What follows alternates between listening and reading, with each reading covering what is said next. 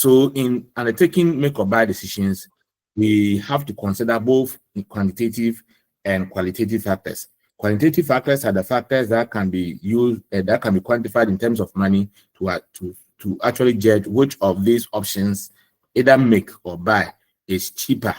Okay, so the management can decide to either manufacture or buy it. However, after using the quantitative factors, and maybe the cost information point to the fact that management should buy, because maybe the cost of buying the component outside is cheaper than manufacturing it in-house. In that case, then you subject it to the qualitative factors, qualitative factors as well, because it's not just buying, but if you want to buy, will you have a reliable supplier? Are you going to have a reliable supplier so that anytime you need the component, he will be able to supply you? Okay, is the quality going to be the one you want for production? Because you are producing a product without components. So the quality that you want to use, can you get it from the outside supplier, even if it's cheaper? If it's cheaper to buy it outside, again, if you want to consider buying manufacturing in-house, you have the capacity to produce the component. Capacity in terms of the machine space, or let's say machine capacity, as well as labor capacity, and the knowledge to manufacture the component in-house. If you want to manufacture it in-house, if you want to buy it outside, what will happen to the facility that you are using to produce that component in-house? Are you going to deploy it for another product? What will happen to the morale of the employees who are now going to learn, because we are now buying that component outside? What is going to be the employee who are then to be used to produce those inside? So these are qualitative factors that you consider when you make the choice to either buy or make. All right, so now let's look at the make or buy analysis. This my computer is giving me trouble this time.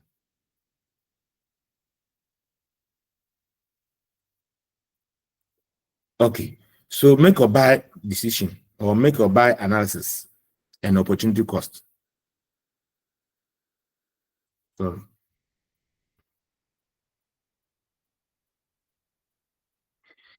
yeah, so make or buy. Oh, we have talked about the meaning of make or buy. So we are going to look at the make or buy analysis and idle capacity.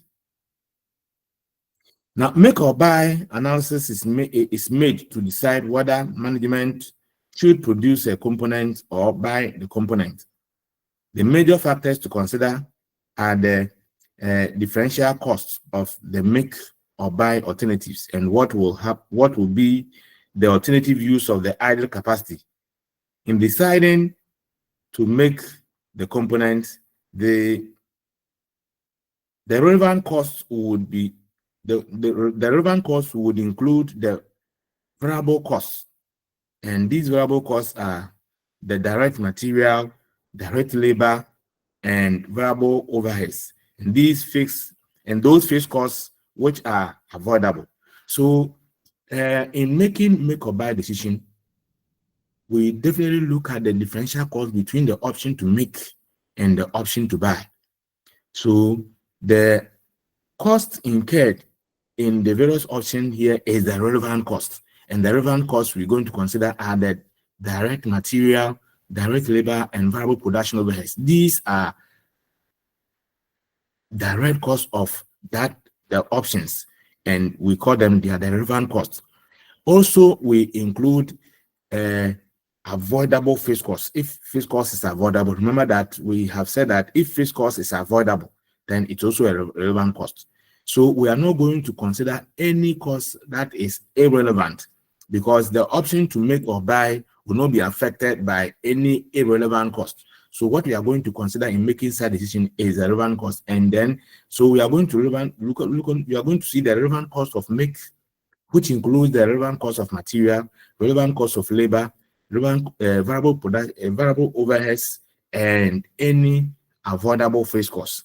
We'll compare the cost of make which are made up of this element, and then the cost of buy or the purchase, which is the cost per unit of buying outside. Then we can compare. The difference in cost is what is going to help us in making the decision. Now, if we compare the cost of make and the buy, and then realize that the cost of make is cheaper than the cost of buying, then definitely we will advise management to produce the component in-house or make the product, because the company will save money when they make the product as compared to the buying. However, if we finish with the cost information, realize that the cost of make is more than the cost of buying, then of course we'll advise management to buy instead of making, because the cost of making and buying is cheaper. So you can see that it is the differential cost that is going to help us to make a decision. Now, apart from making the decision based on the differential cost, we also have to consider these qualitative factors, which we have talked about, which includes the morale of employees, the quality, reliable supplier, and all that. Right. So now let us look at this. Let us go through few examples to show how to make this make or buy analysis. Let's look at Akonta Limited. Is manufacturing a product which requires a part that is produced by Akonta Limited. So Akonta Limited is a manufacturer of a product which requires the use of a component that can be produced by Akonta Limited. The unit cost of producing this part is given as follows. So we have direct material 10 cedis, direct labor 12 cedis, variable manufacturing overhead 4 cedis, then depreciation of equipment, that is 3 cedis, and then other fixed overheads. So cost of making per unit is 34 Ghana cedis. Now, other fixed costs, the additional information here said other fixed costs, that means that the other fixed cost, which is the 5 cedis per unit. Other fixed costs, other fixed overheads consist of 60% supervisory salaries, which is unavoidable, and 40% avoidable fixed costs. So what is the question is saying is that the 5 cedis per unit fixed costs or fixed overheads here, 60% of it is really relates to supervisory salaries, and that is unavoidable. And you remember that we have talked about the relevant cost of overheads. The unavoidable overheads that relate to fixed facilities are irrelevant. Therefore, if there is any unavoidable overheads which will be incurred, whether we decide to make or buy, then that becomes irrelevant. But the 40% here is relevant because that is avoidable. It means that if we decide not to make, we are not going to incur such costs. Okay, so that is it. So an outside supplier has offered to sell the part to Akonta Limited for 29.5 based on an order of 600 parts. Should Akonta Limited make or buy the parts? So this is a typical make or buy decision question that you can be given in examination. And here it is very simple. What you are going to do is that you have to determine the cost per unit, the make or buy. So you just bring the options, make or buy. Then the buy will have a cost per unit of 29.5. Then you're going to compare with the cost of make. But make is made up of direct material, direct labor, direct expenses. And what you are going to do is that this particular information has got the same information that you are going to present. However, you are going to remove the irrelevant cost from it. Remember that depreciation, we have said depreciation is an irrelevant cost. We said in the machine relevant cost here that the historical cost of machine is irrelevant, and the depreciation of those machines are also irrelevant. So here, this 3 is out, and out of this 5, we are told that 60% is unavoidable. So that is also going to go out. So you are going to have the direct material, direct labor, variable overheads plus the avoidable fixed overheads. All right. So let's look at the solution. So you bring out the unit cost per make, unit cost. So these are the make or buy, and then you just look at total cost for the 600 unit for both of them. So you can just do the units, and then the total. Okay, so for the units, we are going to look at the relevant cost of make, and this is made up of 10 variable overheads. I think these things are they have just mixed up here. So remember that the purchase outside here has to do with the first one. And let me just see if it will come down. The book has been, there are some, so let me just see if it will come down. Okay, I think it has come. So this is the purchase, and this has to do with the various distance. So direct material per unit cost, direct labor, this direct expenses, direct variable production overheads, and then the fixed cost, the depreciation is out because that is irrelevant. But the available fixed other overheads, available one is 2 cedis because that is 40%. And so total cost of make per unit is 28. Now the buy option is 29.5. Okay, so if you look at the per unit cost, we are going to, if the company make, we are going to save 1.5 Ghana cedis per unit, and that will give us 900 Ghana cedis. Okay, because if you multiply the 1.5 by the 600 units, you are going to get the cost saving of 900. And so in this case, once the cost of make is cheaper than the cost of buying, we will advise management based on the cost information or the quantitative factors that the management should make the component in-house instead of buying, because the differential cost per unit is 1.5 in favor of make. So when the differential cost is in favor of make, we are going to advise management to make, and tell management that if we make, we are going to make a maximum cost saving of 900. That is 1.5 times the 600. You can also do the totals here because we multiply the unit cost by the 600 unit. These are the total cost of making. You have to get it from. So that will be how much? 6,000. Let's see, 6,000 plus 7,200 plus 2,400 plus 1,200. That will give us total of how much? Please, to give us a total of how much? Let me just put it there. Hello? Are you with me? Hello? Hello, Doc. We are with you. 16,800. 16,800. 16800. 16800. Okay, that's good. And then this will be 17,700.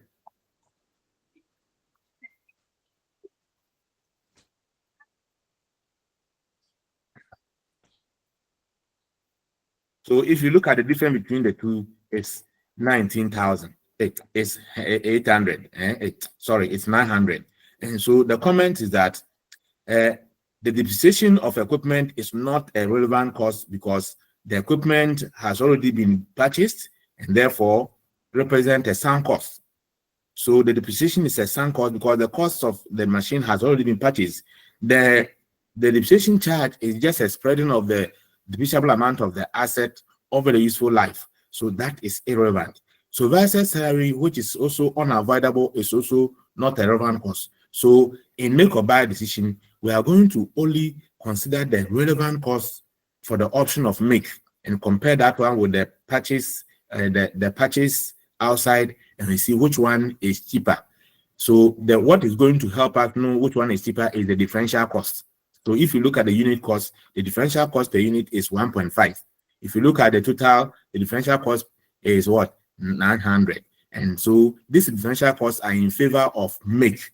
Once it's in favor of make, we ask management to make, but should be subject to the qualitative factors. So after deciding telling management to make, you also tell management that however, the management should consider the capacity to produce if they have it, because you cannot just decide to make if you don't have the capacity to produce it. Okay, you must also consider whether you have the technical know-how and innovation to do it, and whether if you produce, you can produce the quality that you want. All those factors should be added so that you get a complete marks, right? And so now let's look at the make or buy analysis and opportunity cost. Now, in question 4.1, the assumption we made was that foregone what management decide to make the component internally. Okay, so what that we are trying to say is that the assumption we have made in this one is that we will forgo the option of buying. We are going to forgo the option of buying when the information points to the fact that management should make. So the option of buying will be forgone because there's no opportunity cost for that. Okay, so we are saying that in example 4.1, the assumption was that we forgo the option of buying when management decide to make the product internally.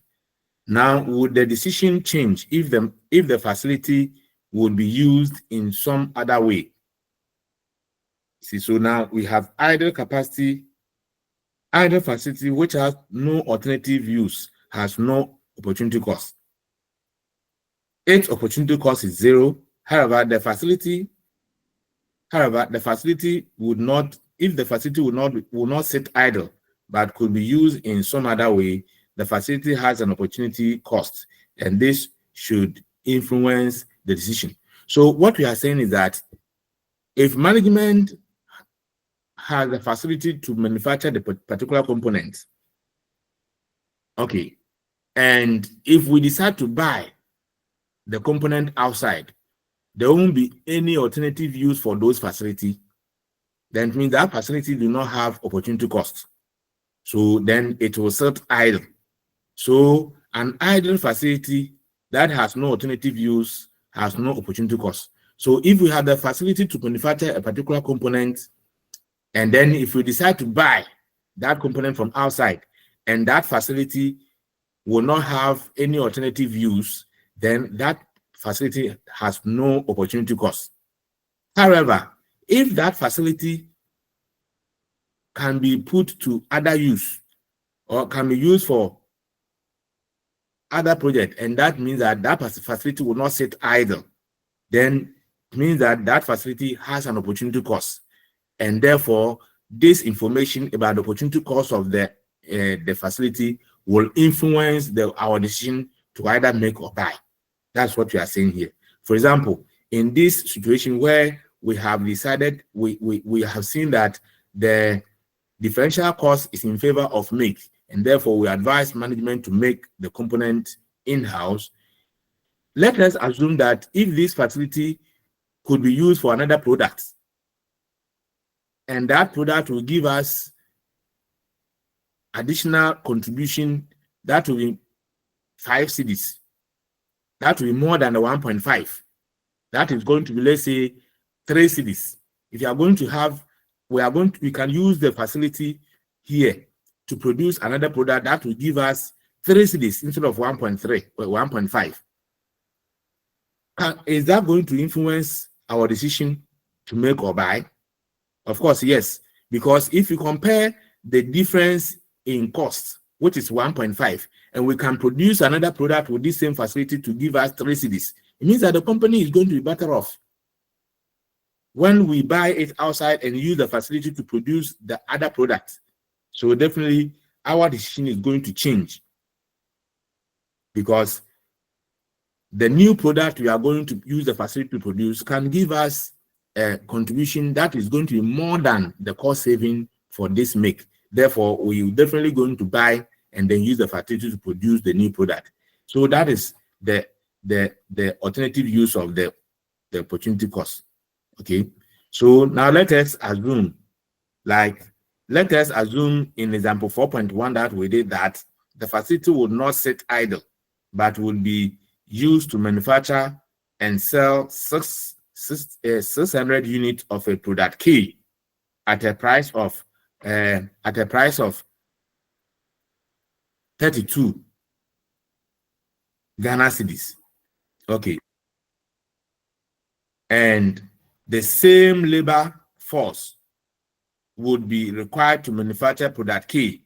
So this new product you are going to use the facility to produce, the same labor force that are used to produce that component in-house is going to be used to produce the same product K. The material for manufacturing the parts would not be required, but additional material required for making the product K and would cost, I think it's 12 cedis. Listen, I've changed it, but why if I change it doesn't listen. I think it's 12 cedis. It's 12 cedis. So let me just save and see. Because last time I think when I went through, I changed it, but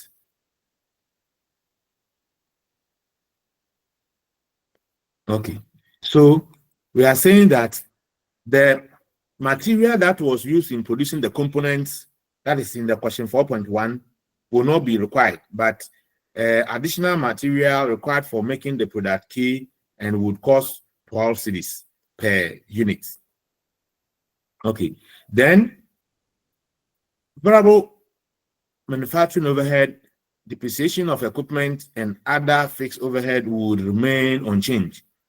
Akonta Limited should Akonta Limited make or buy the component. So now with this new information about the alternative use of the facility that will be used to produce the component now can be used to manufacture product K.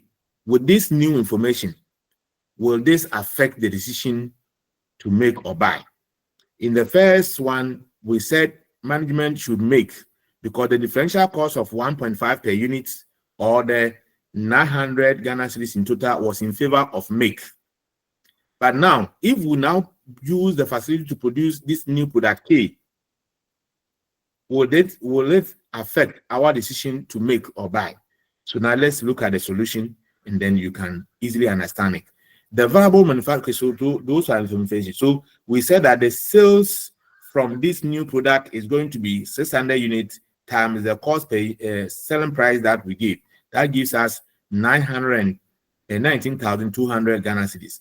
Direct material, you remember, is 12 cedis. So 12 cedis times 120, 12 cedis times the 600 units will give us, let me see, 12 times, how much is it? 7,200. 7,200, of course. So, and then the material will also be 12 cedis. The new material that is going to be used is also 12 cedis. So the same 12 multiplied by 600,000, that will also 600 units. That also give us 7,200. Now, the variable manufacturing overhead, remember, is what do you call it? 3 cedis. Or was it, how much was it? I think it's 4 cedis or so. That was 2 cedis. It's 4 cedis. So definitely 4 times the 600 will give us 4 times the 600 will give us 2,400. And then the fixed manufacturing overhead. Remember that the two, what do you call it? It was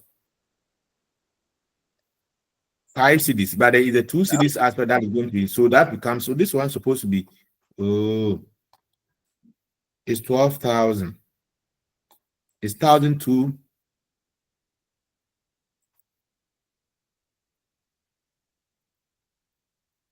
Okay, let me just, this thing, when you correct it, then it will not.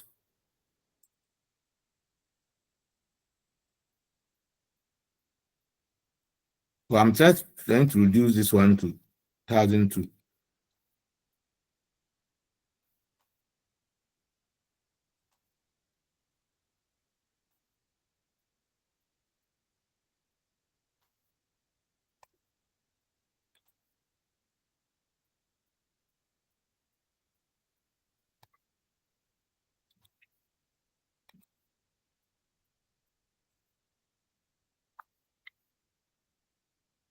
Sorry, but just look at the corrections in your work. And so this 18,000 rather was the total. It's the 18,000 total.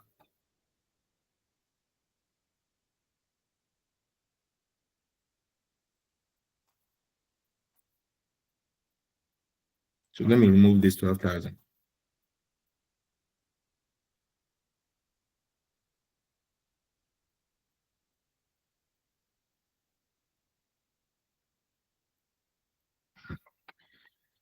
So this is rather supposed to be there. So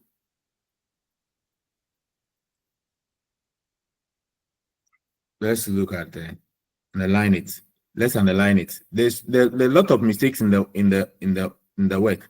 So now there should be profit here. The profit is supposed to be 1,200.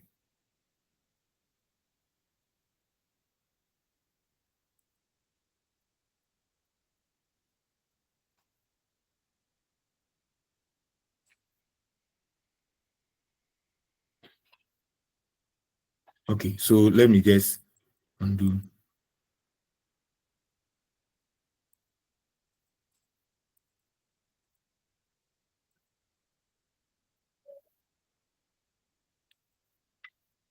Okay, so it's rather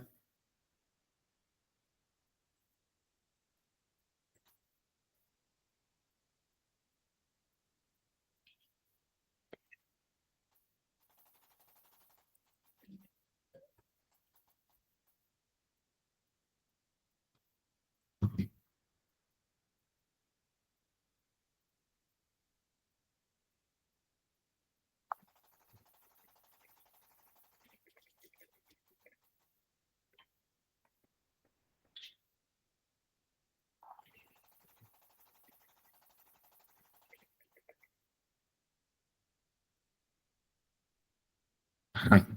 So this is it. Let me just save.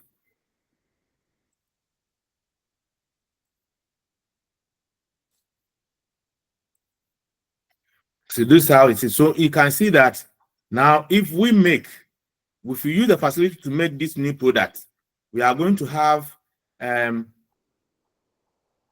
profit of 1,200. If you compare this profit of 1,200 to the cost savings in the make option, we have 900. And so you see the company will benefit when we now use the facility to manufacture this new product and then buy the component outside.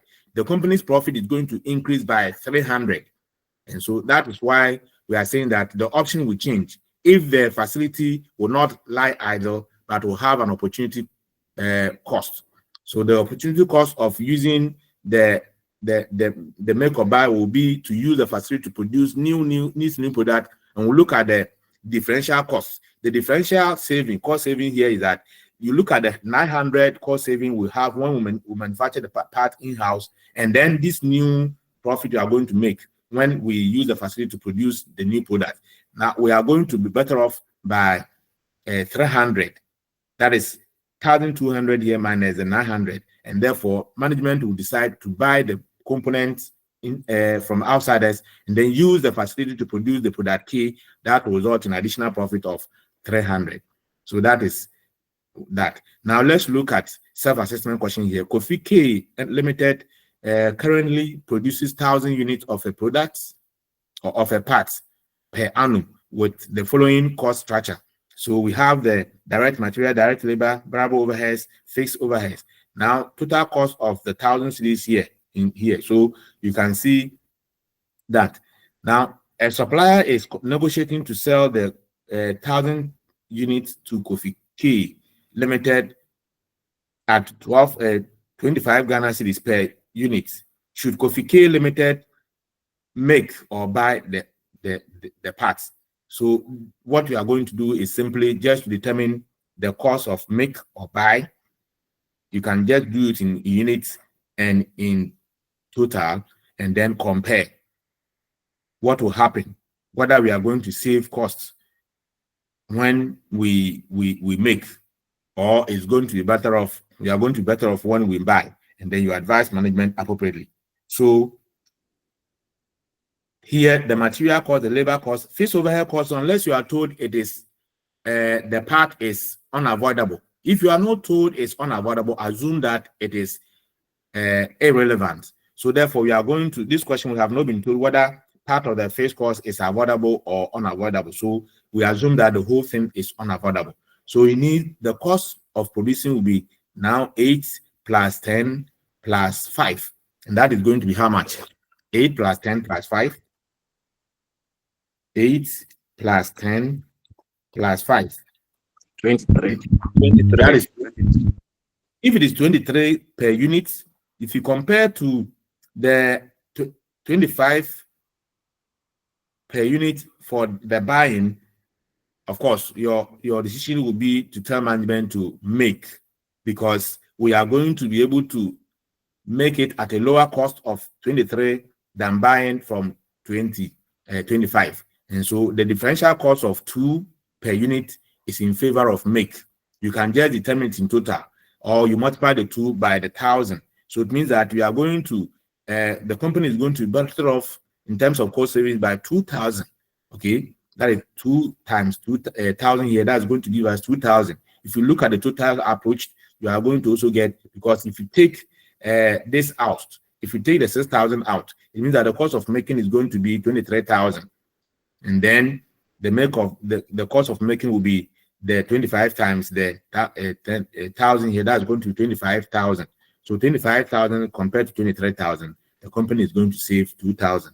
And so per the cost information, the cost factors, you ask management to make the component because it is going to be cheaper in making the component in-house, and they're going to cost saving of 2,000 instead of buying. However, it should be subject to the qualitative factors of the ability to make, the ability to produce the quality we want, and then all that information. All right, so quickly let's move on to another question here. Another question to Kojomo Limited is considering proposal to purchase from outside suppliers any one or more of certain parts that are now being manufactured in the company. None of the components or none of the equipment used now will be required for any activity if any of the proposal is accepted. The requirement, cost structure, and the purchase price for these parts are as follows. So you have the part ABC, and then we have the estimated requirements. These are estimated requirements: direct material, direct labor, and then purchase price. Now, analysis of other costs is as follows. We have the variable overheads, variable overhead per unit, depreciation per unit, and then fixed overhead per unit. Okay, so now the question is, an investigation conducted reveals that if the proposals are accepted, purchasing and handling charges will be 2 cedis, okay, per unit for all the parts. Submit a recommendation for this proposal. So it's very simple. Just as we have done, you look at the various quantity you have to produce, and then the material cost, labor cost, and then the variable overheads. Depreciation is irrelevant, and then fixed overhead cost. You have been told that you haven't been told that it is what do you call it, unavoidable, or it is avoidable. So assume that the total fixed overhead is unavoidable. However, additional information has been given you here that if the investigation reveals that 2 cedis per unit of handling, material handling, or purchasing handling will be incurred. He said an investigation reveals that if the proposals are accepted, purchasing and handling charges will be 2 cedis per unit of the part. So this is purchasing and handling charges. It's going to be added to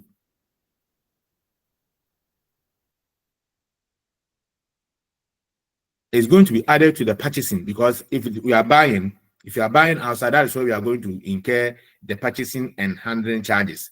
For manufacturing, we will not incur that one. So this will be added to the cost of buying, okay? Because the cost of buying is the purchase price plus any other incidental cost of buying. So you add the 2 cedis to the various components, and you compare with the cost of making, and you make a decision whether the company should accept the proposal to buy it outside or make it in-house. That is all. Now let's quickly move on to unit section 5. Section 5. Section 5, we are still continuing with the use of the relevant cost, okay, to decision making. So special order and shutdown or drop a product decisions. Sometimes management or sometimes a firm is faced with problems of accepting special orders which are of non-recurring nature. Prices may have to be fixed for such orders, and invariably management are tempted to use full cost method in costing prices. Whether this is the right thing to do or not will be examined in this section. So what we are trying to say is that sometimes management are faced with the option to either accept a particular offer or order, special orders from customers who are very loyal but buys occasionally in larger quantities. Okay, those orders are not non-recurring. That means they come up once a while. Some loyal customers buys in larger quantities at one point in time, and so sometimes some of these customers will want to offer us a price that is lower than what we are selling normally to our customers. Now the decision is, do you accept this order which is offering to pay you a price that is less than the normal price you are selling, or you reject the offer, or you reject that special order? So what you are saying is that sometimes management may be tempted to use the full costing to price the product. But is that the right thing to do? Because assuming that your variable cost per unit is 5 cedis, your fixed cost is 3 cedis, it means that you are producing at full cost of 8 cedis. Now, this customer comes to say that he's going to give you a price of 6 cedis, or let's say 7 cedis. Will you accept or reject? Currently, your variable cost of manufacturing is 5 cedis. Your fixed cost of production per unit is 3 cedis, making you a full cost of production at 8 cedis. Customer is offering to pay price, and maybe now currently you are selling at 10 cedis. You are selling at 10 cedis, but customer is now offering to buy the product at 7 cedis. Will you accept or reject? And we are saying that sometimes management are tempted to use the full costing, means that they may want to base on the pricing on the 10 cedis, 8 cedis cost per unit. And therefore, if that is the case, they are going to reject the offer of the 7 cedis price. However, is that the right thing to do? So that's what we say we are going to explore in this session. Also, management may be faced with the problem of shutting down a department or dropping a product found to be unprofitable. This situation calls for decisions which must be carefully made, taking into account the overall improvement of the firm's improvement of the firm financially. So sometimes we are saying that sometimes in preparing the profit statement, we may find out that a particular department or a particular product line is not making profit, assuming that the company is producing 3 products, product ABC, and the cost information from the costing department indicate that product B is making loss. Okay, now do we drop that particular product that seems to be making a loss, or we keep it? Now, the decision to either drop or keep, or shut down a department or keep it, depends on the cost information about the variable cost and the fixed cost. In this situation too, the relevant cost is the most important here. If fixed costs relate to fixed facility and will not be eliminated when a particular product or a particular department is shut down or dropped, then that cost is irrelevant and therefore will help us in making a very good decision. So this is what we are going to look at in this session. So by the time we'll finish going through this session,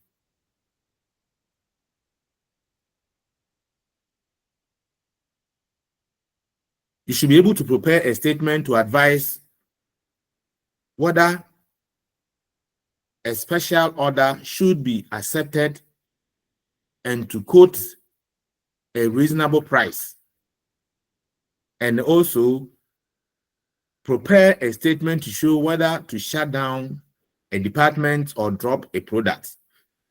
Now let's start with the special order decision first.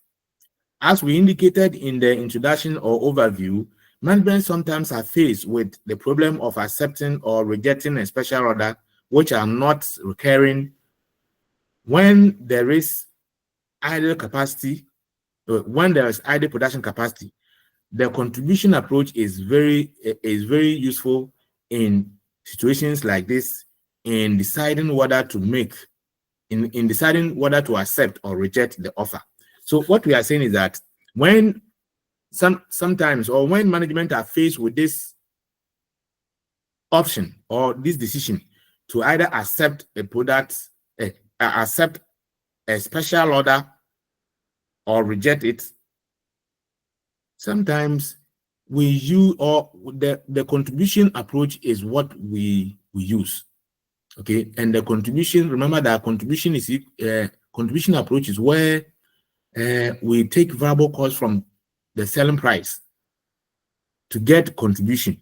When you take variable cost from selling price, you get contribution, and then you subtract contribution from the fixed cost from the contribution to get a profit. So this approach is what we use.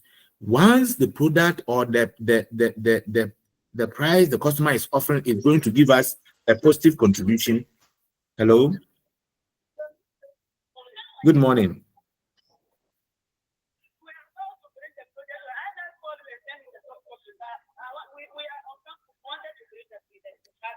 Please give it to those who are there to bring it to me. Yes, just tell that you are giving it to Dr. Tahir. Okay. Yo. Sorry. Hello, are you there? So we are here there. Okay. So we are saying that sometimes we'll take that decision considering the capacity we have. Sometimes you have a production capacity of, let's say, 1,000, and currently you are producing under capacity. For example, if you have the production capacity of producing 1,000 units for a period, and your current production level is, let's say, 600, then you have idle capacity of about 400. Now, if this order comes and the order can cover the variable cost, then you do not have to think of getting the full recovery, because the fixed cost, which is now lying idle, if you either accept or reject the offer, that fixed cost will be incurred. Okay, so what you have to do is that that fixed cost had been incurred already. I'm trying to fix my.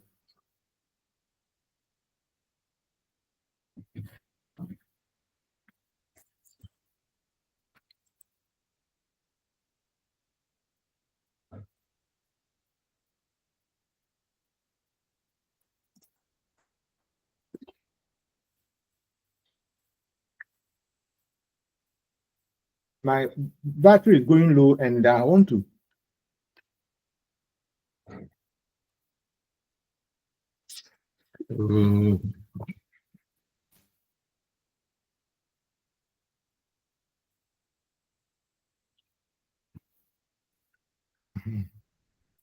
Okay. Right. So we first of all look at the capacity we are having and see whether we are producing under capacity, and look at the idle capacity if it can be used to produce the special order.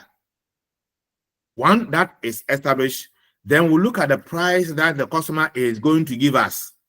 If the customer is offering us a price that is higher than the variable cost, then it means we are going to have a positive contribution. Once the offer is going to give us a positive contribution, then we will say we are going to accept the offer, because while we have gotten positive contribution, is going to help cover the fixed costs which have already been incurred. So fixed costs which relate to fixed facility and will not change whether we accept the offer or reject the offer will not be relevant. So we are only going to look at the variable costs and the contribution we are getting from the offer. And if the contribution is positive, we are going to accept the offer because it's going to help us better the performance of the business. So let's look at the question here. A company has a capacity to produce 1,000 units of a product kill per annum. The company current production is 75 units. The cost structure to produce product kill is as follows. So you can see that currently the company has a production capacity of 1,000 units. As of now, they are producing 750. It means that they are under utilizing their capacity by about 250. So any other production to cover this thing, the fixed cost has already been incurred. Have you seen? So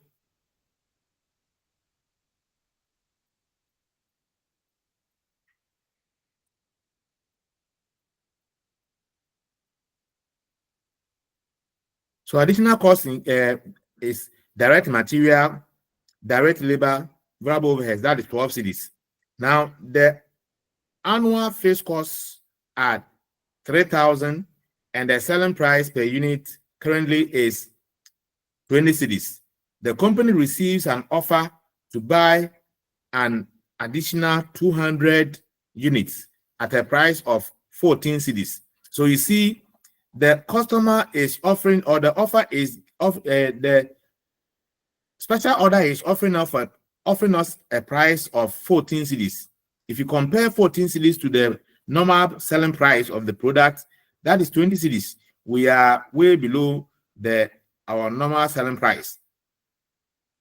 The offer given here is 200 units, and 200 units can be produced within our normal capacity. Okay, it will not call for any additional capacity, but within our normal capacity, we can produce this 200. Now, the customer, our variable cost of production is 12 cedis. Our variable cost of production is 12 cedis. It means that our fixed cost per unit is 8 cedis. Okay, that is making up our plus the fixed cost plus our marginal profit is 8 cedis. However, once we are producing at variable cost of 12 cedis and the offer price is 14, we are going to be better off by 2 cedis, okay, to cover part of the fixed cost, because this fixed cost of 3,000 has been incurred.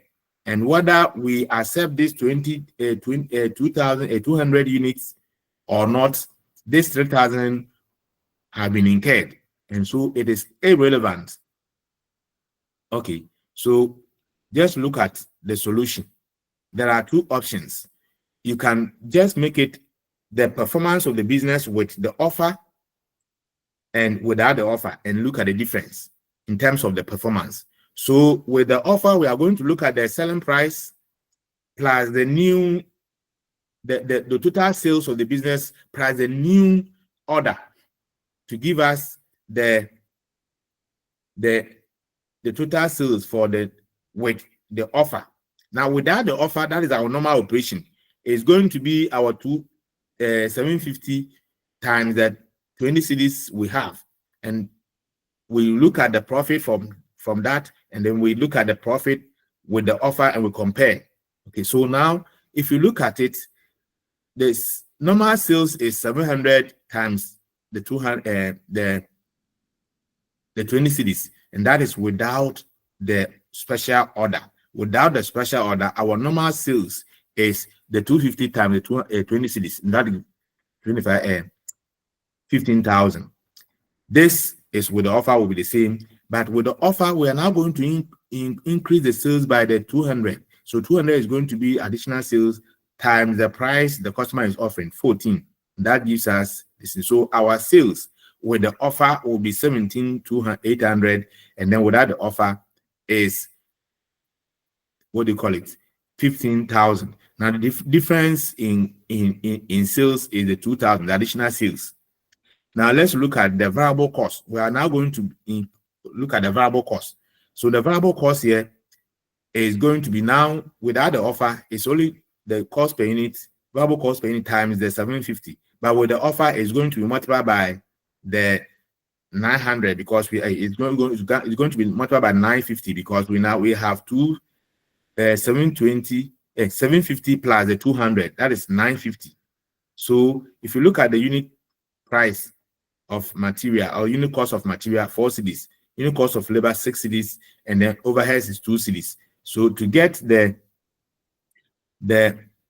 material cost is 750 times 4 cedis. That gives us this one, and then 950 times 4 cedis give us this.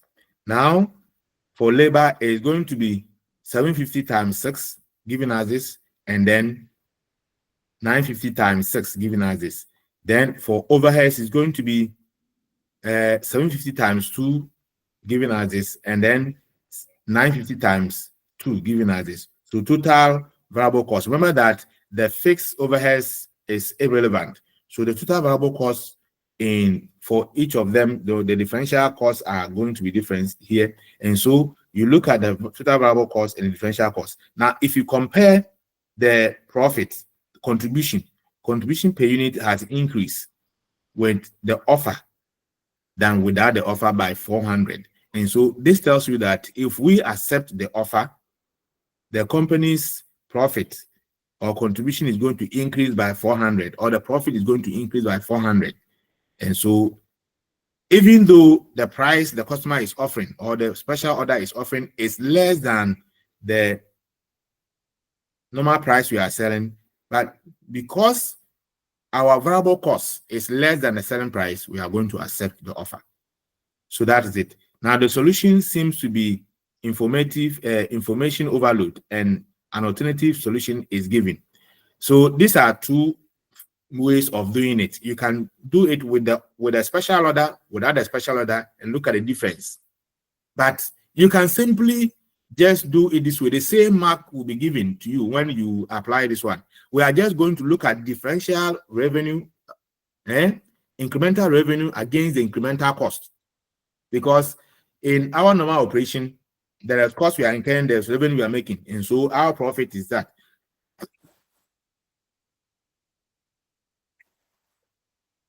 But we can just consider the incremental revenue against the incremental cost to also make the decision. If you look at the incremental revenue, is additional revenue we are trying to get from the special order. So the special order here is 200 units times the selling price that they are offering, that is 14 cedis, gives us additional revenue of 2,800. Now the incremental cost, variable cost we are going to incur is now 4 cedis times the 200, 6 cedis times the 200, and then 2 cedis times the 200, giving us a total cost of 2,400. If you take the 2,400 as incremental cost from the incremental revenue, you have additional contribution of 400. And so once you have a positive contribution, it is going to be accepted. What you have to note about the special order is that if you are already operating at full capacity, then to accept the special order, you will have to cut down your normal sales to make room for this additional sales. And once the normal sales is offering you the normal price, and this additional sales is going to give you lower price, if you are producing at full capacity, you may not want to accept it, and that is normal.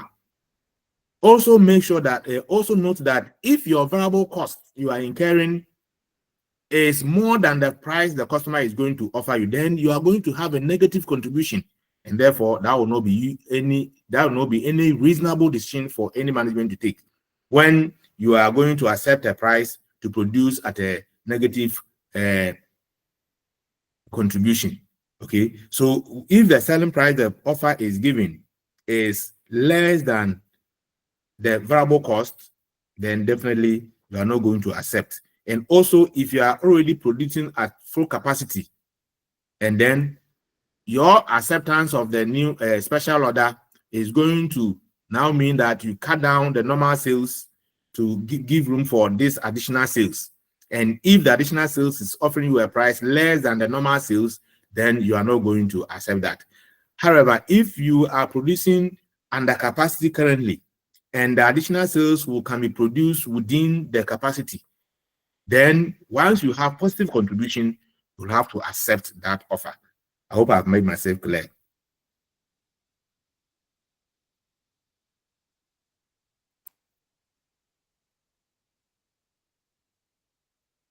Okay.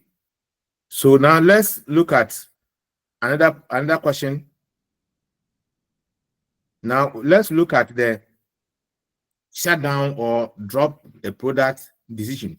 We're saying that sometimes management may be faced with the option or decision to either drop a product line that seems to be making a loss, or shut down a department that seems to be making a loss.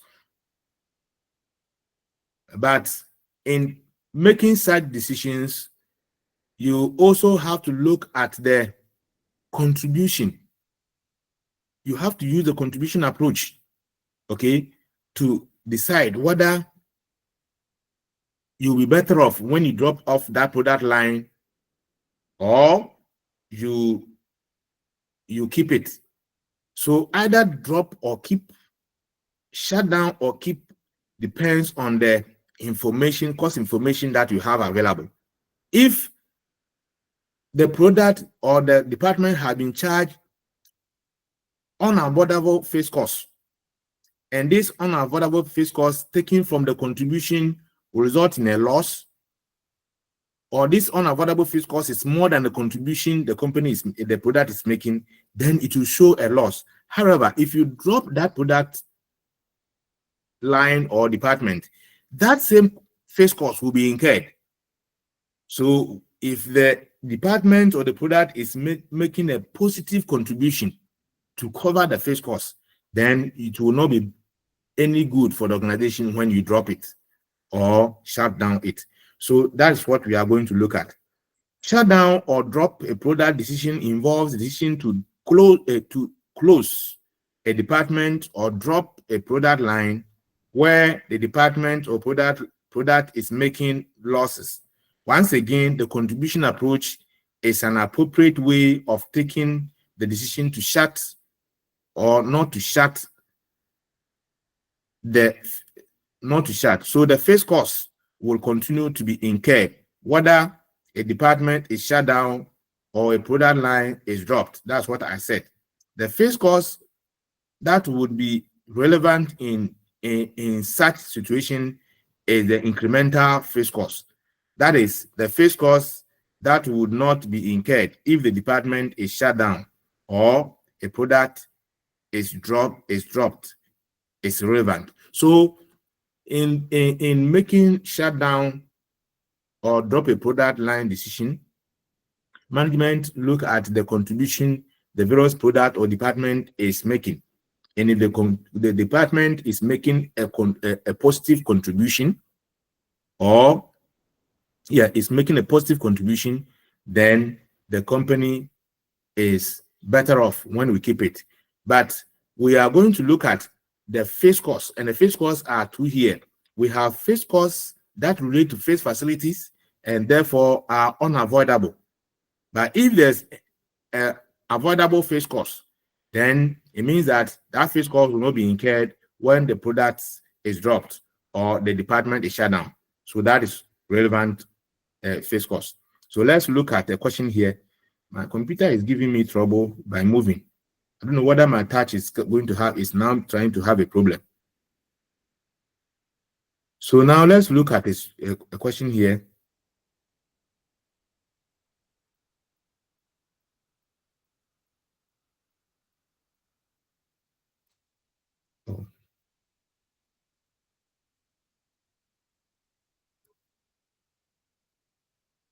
Nancy, is it Aaron Nancy? Aaron Nancy Limited manufactures 3 products, P, Q, and R, and has the following income statements: product P, product Q, product R. Total cost is given.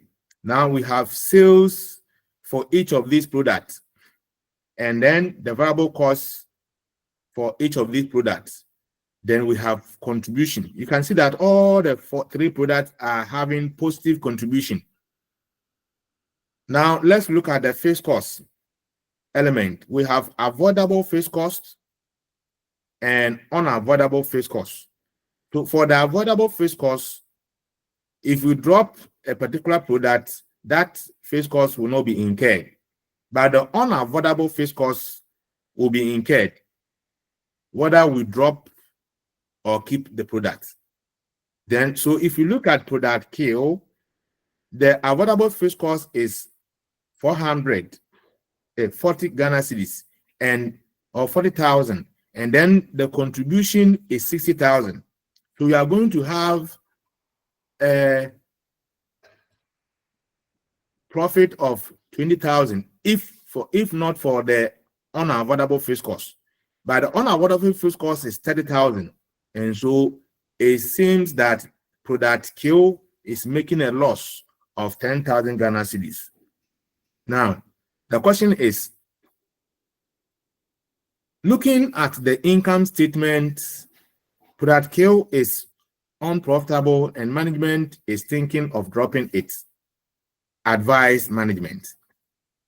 So, advise management. If you look at product Q from the cost information, you can see that it is making a loss of 10,000. Should management drop or keep the product Q? That is the decision you have to make. Now, if you look at the cost information very carefully, you can see that product Q, after taking away avoidable fixed costs, will make a contribution, positive contribution or positive profit of 20,000. However, if you compare that with the unavoidable fixed costs, you are having 30 Ghana cedis. You are having 10,000 loss. If you drop product Q, that 30,000 fixed costs will be incurred. And so let's see how this can be done. So in this case, like we did in the special order solution, where we say keep and drop and check the difference, we just bring about keep the product Q, so that keep the product Q will give us the normal performance currently. Drop a product Q, we are going to look at when we drop product Q, what will be the issue, what will be the difference. So this is how you go about it. Just keep the product Q, look at the performance of the company with the product Q, and compare with the performance of the company without the product Q, and see whether the profit will be increased or decreased, and you can use that to make a decision. Now, when we say keep product Q, this information here is what we're going to put. So keep product Q means that our total sales is going to be 590,000. Our total variable cost for the 3 products is going to be 330, and our contribution for the 3 products is going to be 260. Now our total fixed cost here, avoidable fixed cost is 100. Okay, then unavoidable fixed cost is also 100. So total fixed cost is 200. When we take the total fixed cost from the contribution, we have a profit of 60,000, and that is going to be our information under the keep the product. So for the keep the product, just copy this thing, just bring this information. Now drop the product, take away the sales of product Q from the total sales to get the difference together, because we are now going to drop the product Q. So if you drop product Q, it means that the sales, fixed cost, and the variable cost and unavoidable fixed cost that we are incurring, we are not going to incur them again. So you reduce it, and then you can compare. So look at the solution here. We have the sales for keep the product. So keep the product, we bring the whole thing here. So you see, now if we drop the product, the sales of kill is 150. Take 150 from here and you get 480 here. And so these differences is what we have from for the kill. The difference at the kill. So this difference in the two is the 150 sales from the kill. Then when it comes to variable cost, take away the variable cost of 90 from that, and that is going to be the difference here. And then the sales, if we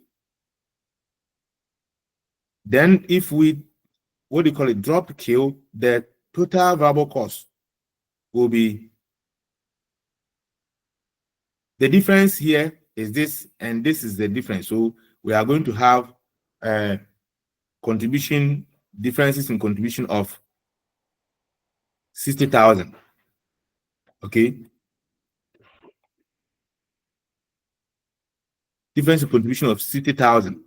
Right. Now you come to the fixed cost. Now the fixed cost, you see, this total fixed cost, unavoidable fixed cost for the three products is 400. What do you call it?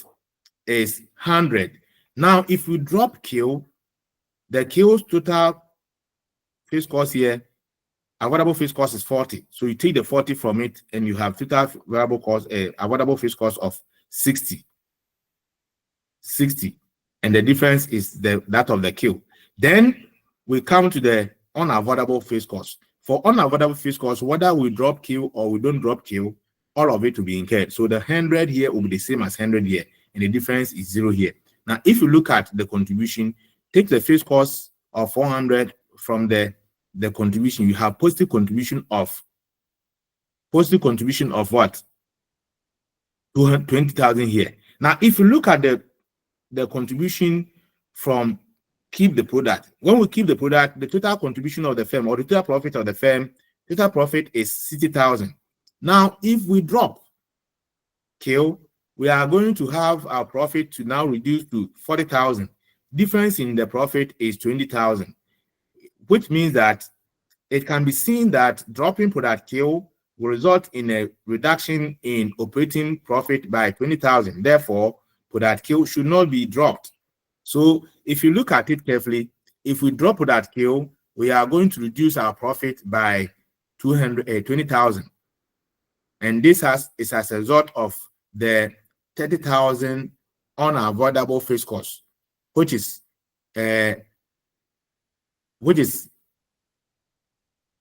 actually more than the contribution our profit are going to get after we have deducted the 40,000 from the 60,000. Okay, so that is how it is done. Another way you can do is that just look at the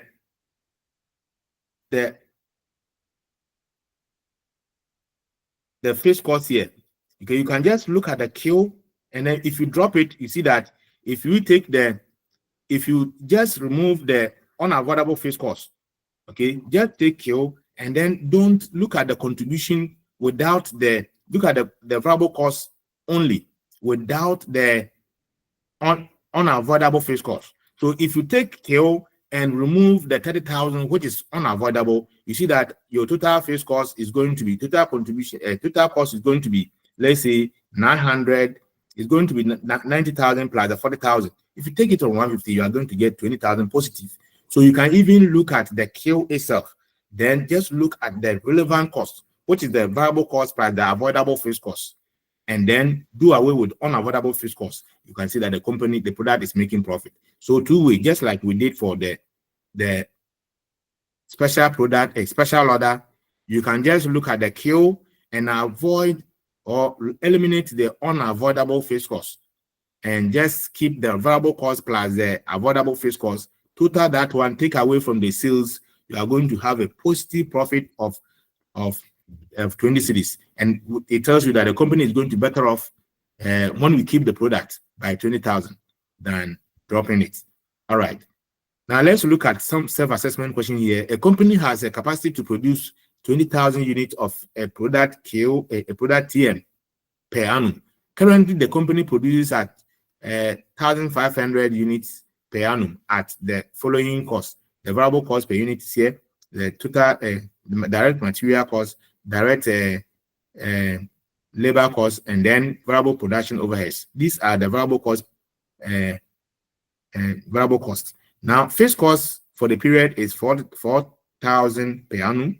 The marketing overheads are expected to be 2 cedis per annum, made up of 2,000 fixed and 1 cedi unit, one cedi per unit variable fixed per unit variable.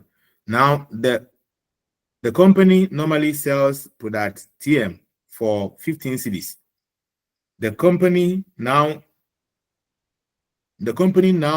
receives a special order of 500 units with special design at the price of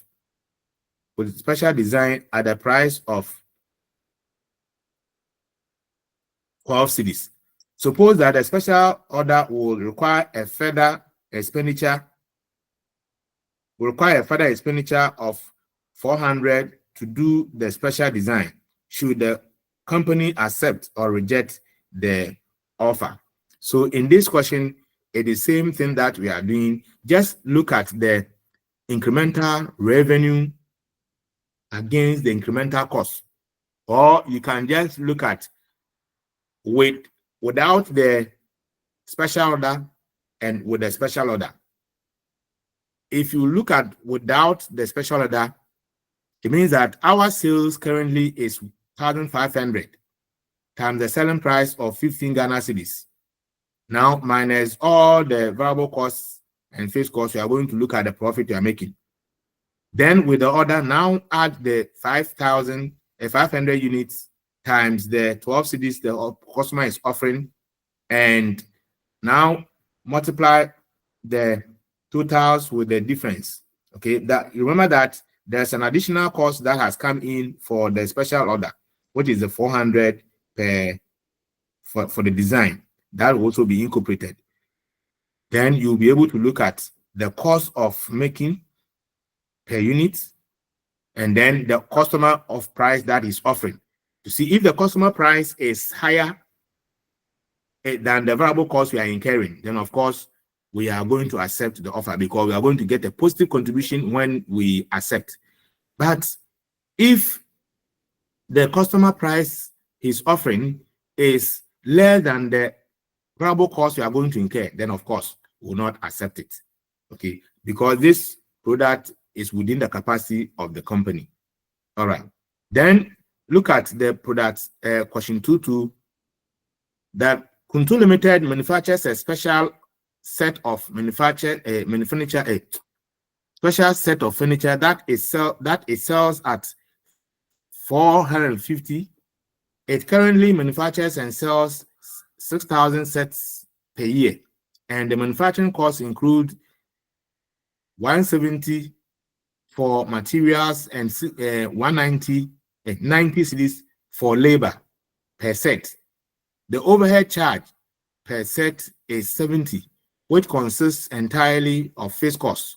Kuntu Limited is considering a special offer from a large retail firm, which has offered to buy 600 sets per year for 2 years at a price of 300 per set. Kuntu Limited has available plant capacity to produce the order and expect no other orders or profitable alternative uses of the plant capacity should Kuntu Limited accept the offer. So in this case, just look at the variable cost and then listen. So the variable cost here is variable material cost is 170. Now the variable labor is 90, and that gives you 260. So the fixed cost of the 70 here is entirely fixed, and therefore will be irrelevant. So once it's irrelevant and the customer is offering you 300, your variable cost of production is 260, definitely you are going to accept the offer. Okay, so that is how it is done. Right. There are a lot of questions you have to try your hands on. Let me just look at the last one, the last session for the unit, and then we will go. Now, for the last session of the unit still has to do with this special decisions or short-term decisions that we apply the relevant cost. Okay, we are looking at sell or process further decisions. Sometimes a company may produce an intermediate product which the company may decide to process that intermediate product further or sell the product at the intermediate stage. Or sometimes the company may have produced 2 or more products from a joint production. Okay, and as the product becomes split off at the split off point, we may decide to sell the product at the split off point or process them further. Now, in taking such decisions, the incremental cost of incremental revenue against the incremental cost is what we consider. These are the relevant incremental costs. Incremental costs are relevant costs, of course. Incremental costs are relevant costs. So incremental cost of processing further against the incremental revenue for processing further. And then we'll be able to make a decision whether to process further or sell at the intermediate or the split off point. So we are saying that managers are sometimes faced with problems as to sell an intermediate product or process further before selling, or to sell a joint product at the split off point or process further. So either to sell an intermediate product at the intermediate stage or process further before selling, or to sell a joint product at the separation point or process further is a decision that we are talking about. If there is enough capacity to process the product further, managers may want to process the product further and sell it at the finished product. So it depends on the capacity to process further. If you do not have any capacity to process further, or there's no room to process further, you will not even decide or make the option to process further. But if there are facility or know-how to process further, then of course the company may consider the processing further, provided that will bring in additional revenue or additional profit for the company. So we are saying that if there is enough capacity to process the product further, managers will want to process the product further, okay, and sell it at as an intermediate, as a finished product. To make a decision to sell or process further, the impact of differential costs of further processing on the profit should be considered. So the main reason for companies to process further, if there's capacity to process further, is to consider the incremental cost of processing further and how this will affect the profit of the business. If there's an incremental revenue and we compare that one with the incremental costs, and the company will benefit from making further profit, then we will process further. So by the time we finish going through this session, guide yourself with the objectives very well. At the end of the day, when you are revising for examination, you can just look at the objectives, go look at the introduction, look at the objectives, go through the summary, and then solve the self-assessment question. It is not necessarily going to read the whole thing. If you have understood them carefully, just read your objectives, go and read the summary, and then go and read the questions and try to solve them. That will help you to revise in your examination. So the objectives here are that by the time we finish going through the session, we should be able to prepare an analysis to determine whether an intermediate product should be sold or processed further. and also prepare an analysis to examine whether a joint product should be sold at the split-off points or processed further. So that is the objectives. Now let's look at the analysis to determine whether an intermediate product should be sold or processed further.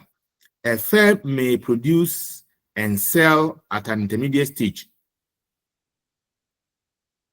At an intermediate, said a firm may produce and sell an intermediate product, but if facilities are available. Okay, so if a firm will consider the option of processing further, that means that it has the facility to carry on the processing further. If there's no facility to carry on the processing further, of course, there won't be any opportunity to process further. The managers may decide to process the component and the product further before selling it, if there's capacity to do so. As mentioned in the introduction or in the overview, to choose between sell and process further alternatives, the impact of differential cost of further processing on profit should be examined properly. Now let us take some example to illustrate our explanation. We are saying that in making a choice between processing further or sell at the intermediate stage, the incremental cost or differential cost of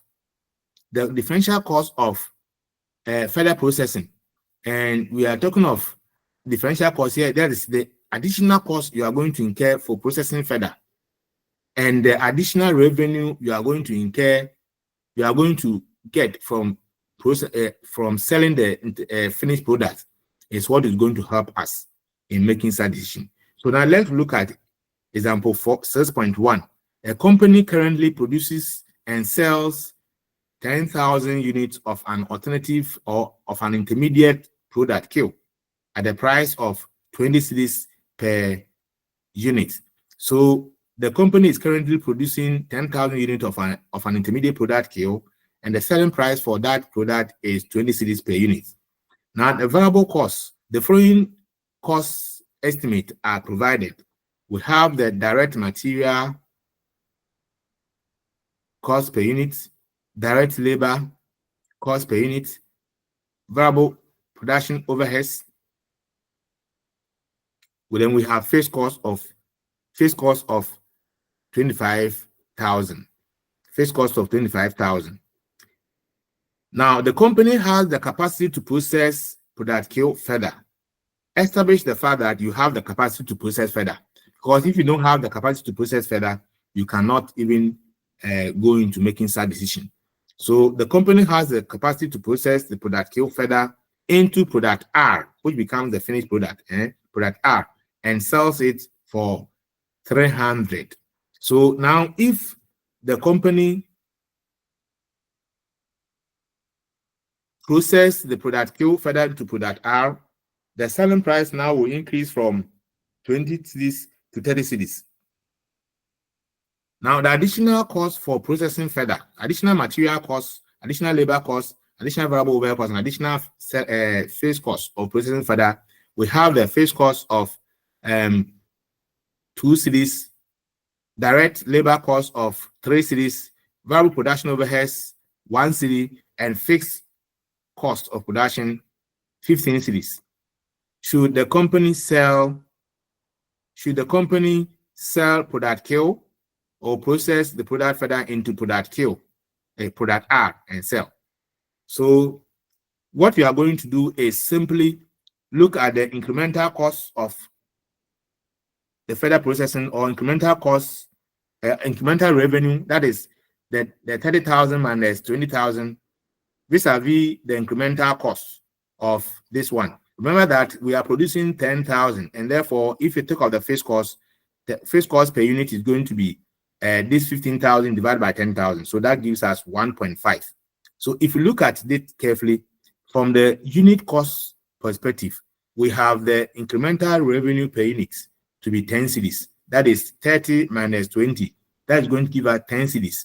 Now, this 10 cedis compared with the material direct material of 2 cedis, direct labor of 3 cedis, giving us 5 cedis, plus manufacturing overhead of 1 cedi, giving us 6 cedis, plus the fixed cost per unit, which is 1.5. So 6 cedis plus 1.5, that's going to give us 7.5. Now, if you take 7.5 from the 10 cedis, we are getting a positive profit per unit of 2.5. And definitely, any reasonable manager will process the product further. Once the incremental revenue is going to be more than the incremental costs of processing, we are going to process further. So let's look at the solution. You can also do it in total. Remember that the cost per unit in terms of sales revenue, you are going to multiply the 10,000 by the selling price. When we process further, that's going to give us 300,000. Now, if we sell at the intermediate stage, our total revenue is going to be 20,000, 20 cedis times the 10,000. That gives you 200,000. So we have incremental revenue from the further processing to be 100,000 per unit. Okay, in total, because that is 10 times the 10,000. That is 100,000. Then we look at the incremental cost for further processing, or less cost of further processing. Now, cost of further processing, direct material is 2 cedis. So 2 times 10,000 gives us 20,000. Direct labor is 3 cedis. So 3 times 10,000 gives us 30,000. Then overhead, manufacturing overhead is 1 cedi. So times 10,000 gives us 10,000 here. Now fixed cost with total was 15,000. Total additional cost of processing further will be 750,000. So 750,000 taken from the 100,000 incremental revenue will give us net income from further processing to be 25,000 positive. And so once we have a positive 25,000 here, it means that company's performance or company is going to increase its profit by 15,000 when we further process the intermediate product to a product from product Q to product R. So definitely we'll process further. So if you have, first of all, you have to consider whether you have the capacity to process further. Then if you have the capacity to process further, compare the incremental revenue with the incremental cost. And if the incremental cost is less than the incremental revenue, or the incremental revenue is more than the incremental cost, then definitely you are going to make profit when you process further. And any reasonable manager who wants to maximize profit will process further. So here, processing further will increase profit by 25,000. Therefore, product Q should be processed further to product R before selling. I hope you are clear with me. Are you there? Yes, sir. So we are here. Are you following? Yes, we are following. If you have questions, you can ask. Then we can also look at what do you call it? Example 6.2. A company currently produces and sells an intermediate product at 2 cedis, the same thing per unit. The costs and revenue details are as follows. So the company is selling 6,000 and the selling price is 20 cedis. So total revenue will be is 120,000. Now variable costs is direct material, that is per unit cost is 4.5, and so multiplied by the 6,000 gives you 27,000. Then labor cost here is this, and then we have the direct overheads is this, and then total cost of producing is 72,000. 72,000 from your 120,000 will give you a contribution of 48,000, and then you take your fixed cost from it, 24,000. So you are making an yes, please. You are making a net income of 24,000. Now the product can be processed further and sold for 28 Ghana cedis. The additional cost for processing further are material per unit 2.5, direct labor per unit 3, and overhead costs per unit is 1.5. Fixed cost is 800, additional cost of manufacturing. Should the product be sold at the intermediate stage or processed further? Okay, so just look at the question that we did. Now the selling price was, in this case, the selling price was 20 cedis. If we process further, the selling price is going to be 28. So, and we are producing how many units? We are producing 6,000 units. So you now get the sale from the further processing. That is 28 times 6,000. That gives you 168,000. Then you less the sales from the intermediate stage. Of course, in the question given, that was 120,000. So you have additional incremental revenue. You have an incremental revenue from the further processing to be 48,000. Now, this should be compared with the incremental cost. The incremental cost of further processing for material is 2.5. So 2.5 times the 6,000 units gives us 15,000.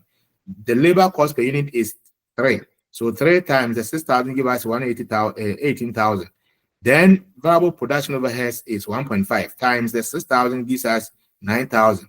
Fixed incremental additional cost. Fixed cost is 8,000. So total cost of further processing, incremental or total cost of further processing is going to be 50,000. When you compare 50,000 to the incremental revenue of 48,000, we are getting less. We are getting loss from further processing to be 2,000. Would you want to process further, or you will sell at the intermediate stage? Of course, no reasonable manager are going to waste time to process a product further and then sell to get a negative profit. So definitely, the product should not be processed further, as the net income would be reduced by 2,000. So this is how we look at the further processing issues. Now let's look at analysis to determine whether to sell a joint product at a split-off point or to produce further. Now I believe you know what we mean by joint product. Joint product is a production method where 2 or more products are produced from the same raw material or produced from the same source, and they became split off at a point. Okay, so in the production of crude oil, for example, or in the refinery of crude oil, we get numerous products or multiple products from the same raw material, crude oil. So in the crude oil, we get the kerosene, we get the petrol, we get the gas oil, we get grease, we get bitumen, and all these are major products from the same source. So at a point, these products became split off at a point. So that is what we mean by the joint product. So let's look at what we are talking about. Certain products are produced from a single raw material input. Certain products are produced from a certain raw material input. For example, in the petroleum industry, petrol, diesel, kerosene, etc. are produced from a single product called the crude oil. 2 or more products which are produced from a common raw material. 2 or more products which are produced from a common raw material input are known as joint products. So joint products are products, 2 or more products that are emerged from the a single production source, or that emerge as single product from a common raw material. The cost incurred in producing these joint products up to the points they became split off, or up to the split off points, is called joint cost. So the cost of the crude oil that is bought before the refinery start is called a joint cost, or we call it a common cost. Okay, so they are called joint costs. The split-off point is that point in the manufacturing process at which the joint products can be recognized as separate products. So when we talk of joint split-off points, split-off point is the point in the production is a point in the production stage where the two or more product becomes separated. Okay, why do we think so? Okay, so we're saying that in the cell or process further decisions, joint products, joint costs are irrelevant. In further processing decisions, we are saying that the joint cost, that is the cost that has been incurred on the products before the product becomes split off, before the product becomes identifiable at the split off point, is a joint cost, and this joint cost is irrelevant when it comes to process further decisions. Why are we saying so? Can you give reason for that?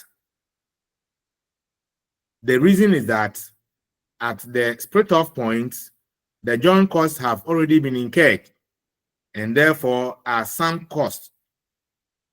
At the split off point, the joint cost has already been incurred and therefore does not affect the decision to either process further or sell at the split off point.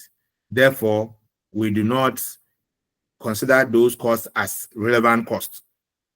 Okay. The relevant revenues and costs to consider are the incremental revenues and costs as a result of processing the joint product further. So in making the decision to process further at the split off point or sell at the split off point, what is relevant is the incremental revenue and the incremental costs for further processing. So let us look at the example 6.3. A company produces two products X and Y from a joint process. Information about the two joint products are as follows. So product X, product Y, and anticipated level of production unit is 10,000 for X, 15,000 for Y. And selling price per unit at split off point for X is 20 cedis, that of Y is 15 cedis. Now, additional processing cost per unit of X is 7.5, and additional processing cost per unit of X is for Y is 6.5. Now, selling price per unit for further processing is 30 cedis for X and 20 cedis for Y. So this one, I would not even want to project the solution. Please tell me the answer. Determine whether each of the products should be sold at a split off point or processed further. If you look at it correctly, we are talking of the differential cost, differential revenue as compared with the further processing cost. So just look at the incremental revenue compared to further processing costs and see whether you advise management to process further any of the products, Y or Z or X. Okay. X or Y. Hello, are you with me?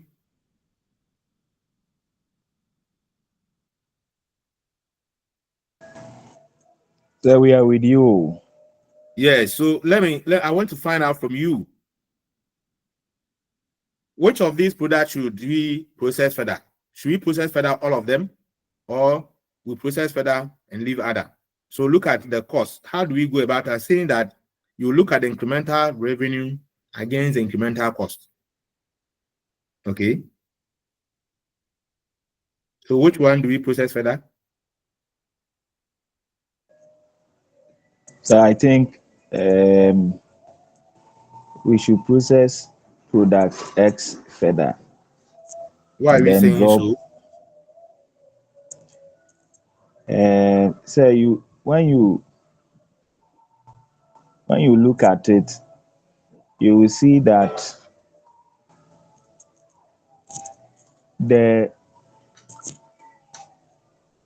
you are going to make profits with when you further process product X. Whilst Why? at the long run, the sales are the product X, Mm-hmm. and then its split off point, which is 7.5.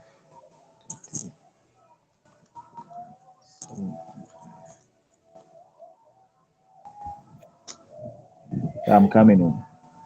Oh, okay. I'm trying to. Okay, 10,000.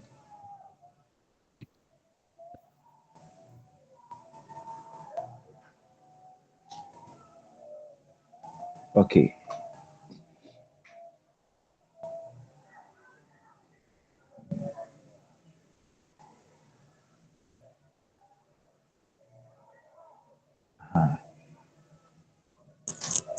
Say 10,000.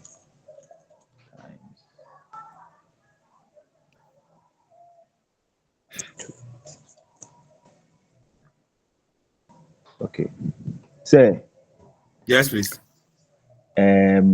say at the split off point, Mm-hmm.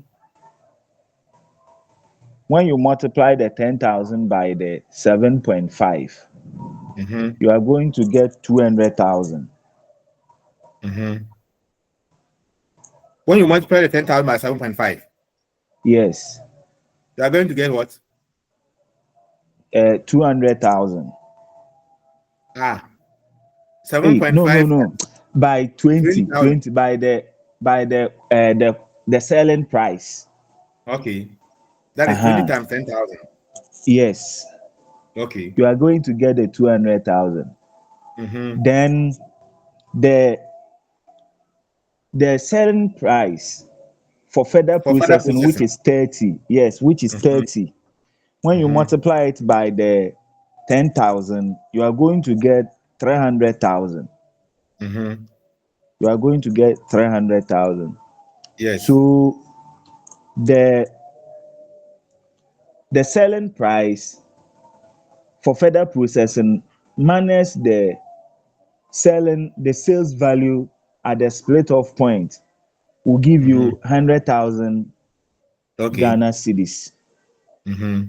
100,000 Ghana cedis. Then Mm-hmm. you come to the additional processing cost, Mm-hmm. which is 7.5 at the Mm-hmm. split off point, Okay. multiplied by your by the anticipated level of production, which is Mm-hmm. 10,000, and you get 750,000. Okay. So when you take your 750,000 from the profit of 100,000, you are going to get 25,000. Very good. That is for product X. X. Okay. Yes. And then you go to the product Y. The Mm-hmm. anticipated is 15,000. Okay. It's 15,000. So 15,000 multiplied by the 20,000. No. No, Multiply by, multiplied by yeah. the 15. Yes. By the 15 of the at the split off points will give you 225,000. That is Mm-hmm. 225,000 Ghana cedis. Yes. Then let me do the selling value. That's the sales value. The sales value is also 15,000 times the 20. Okay. 15,000 times the 20, which That's will give 300. you, yeah, it will give you 300. So when you subtract that one too, you are going to get 75,000 Ghana cedis. Okay.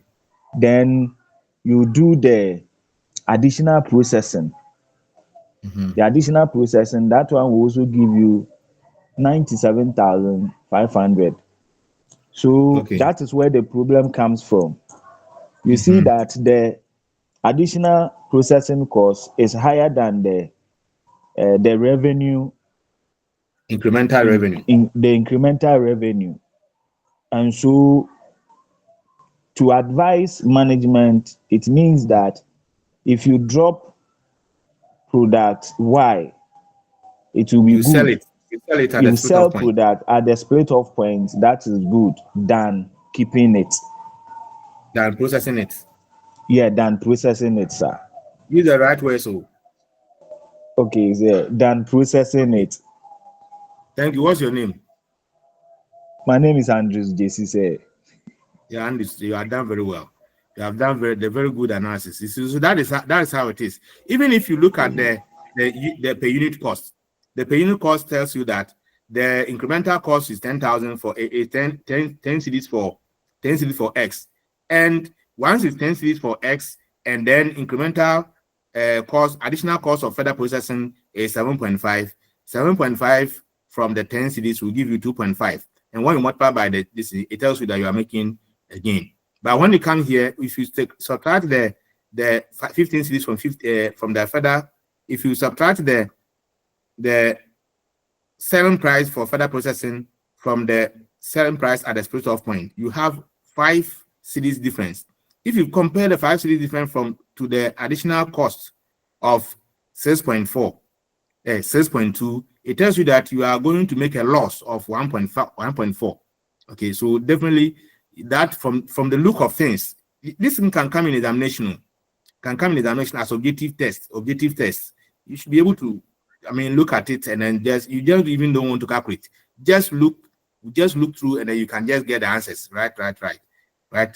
And then you know that the cost of the joint product is always irrelevant because this joint product relate to the products before they became split off. So the decision to either process further at the split off point or sell at the split off point is not affected by this joint cost. So in examination, when these things come, don't be confused. Then determine whether, so this is the solution, as Andrew has said. This is the solution. If you use the total, the revenue from the further processing is the selling price for further processing times the unit sold. That gives you this amount. And then the sales at the split off point are this. So take the sales at the split off point from the sales from further processing, and you get the incremental revenue. Compare the incremental revenue with the additional processing costs. And so once you compare the incremental revenue with additional processing costs, you can see that here in product X, additional incremental revenue is 100,000. Additional processing cost is 75. Definitely, you are going to get a net income of 25,000, and that means that we will be better off when you process off further the product X. We process the product X further at the place of point before we sell.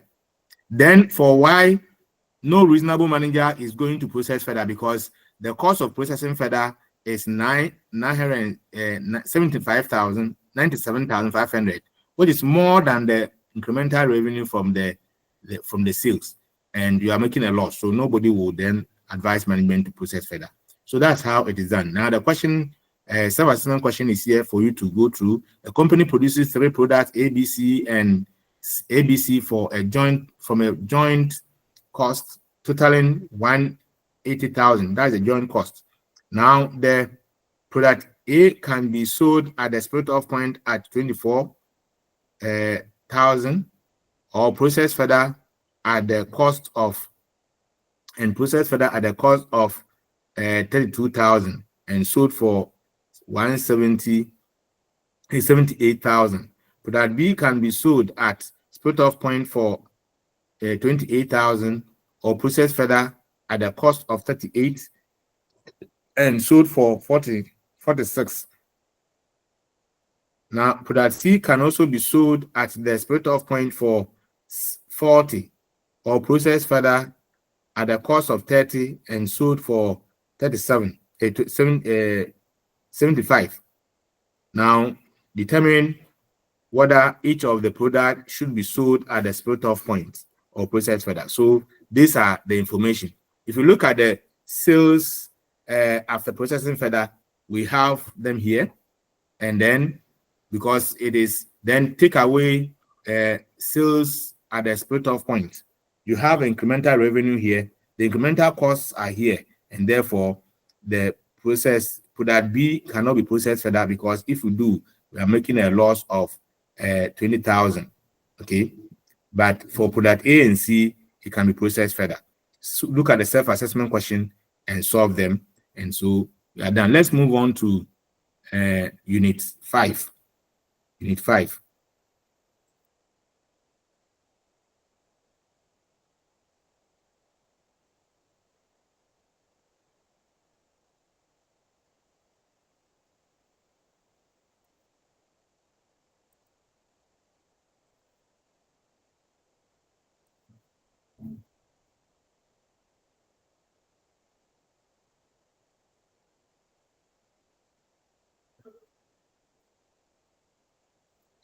Okay, so we are moving on unit 4.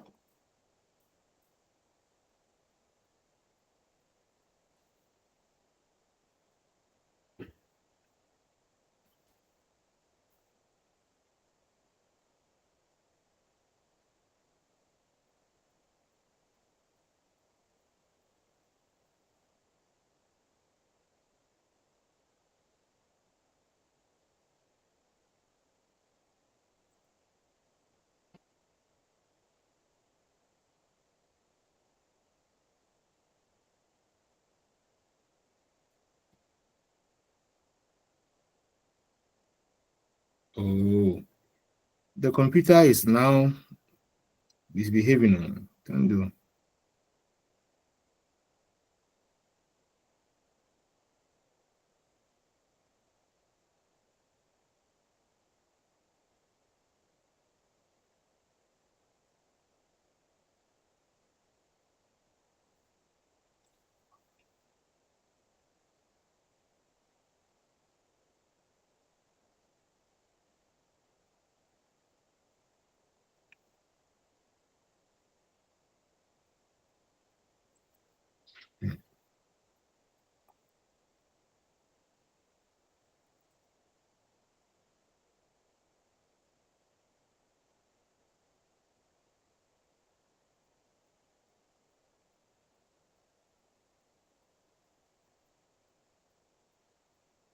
Okay.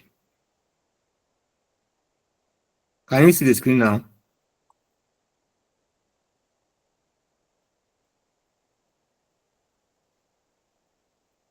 Can you see? Yes, sir. Yeah, so the unit 4 talks about budgeting in business. And budgeting is a very important tool for management decision making. So let us open our minds and then put ourselves in so that we can understand what the budget is and the budgeting process, so that when we are employed as budget officers in organizations, we can be able to do a very good work.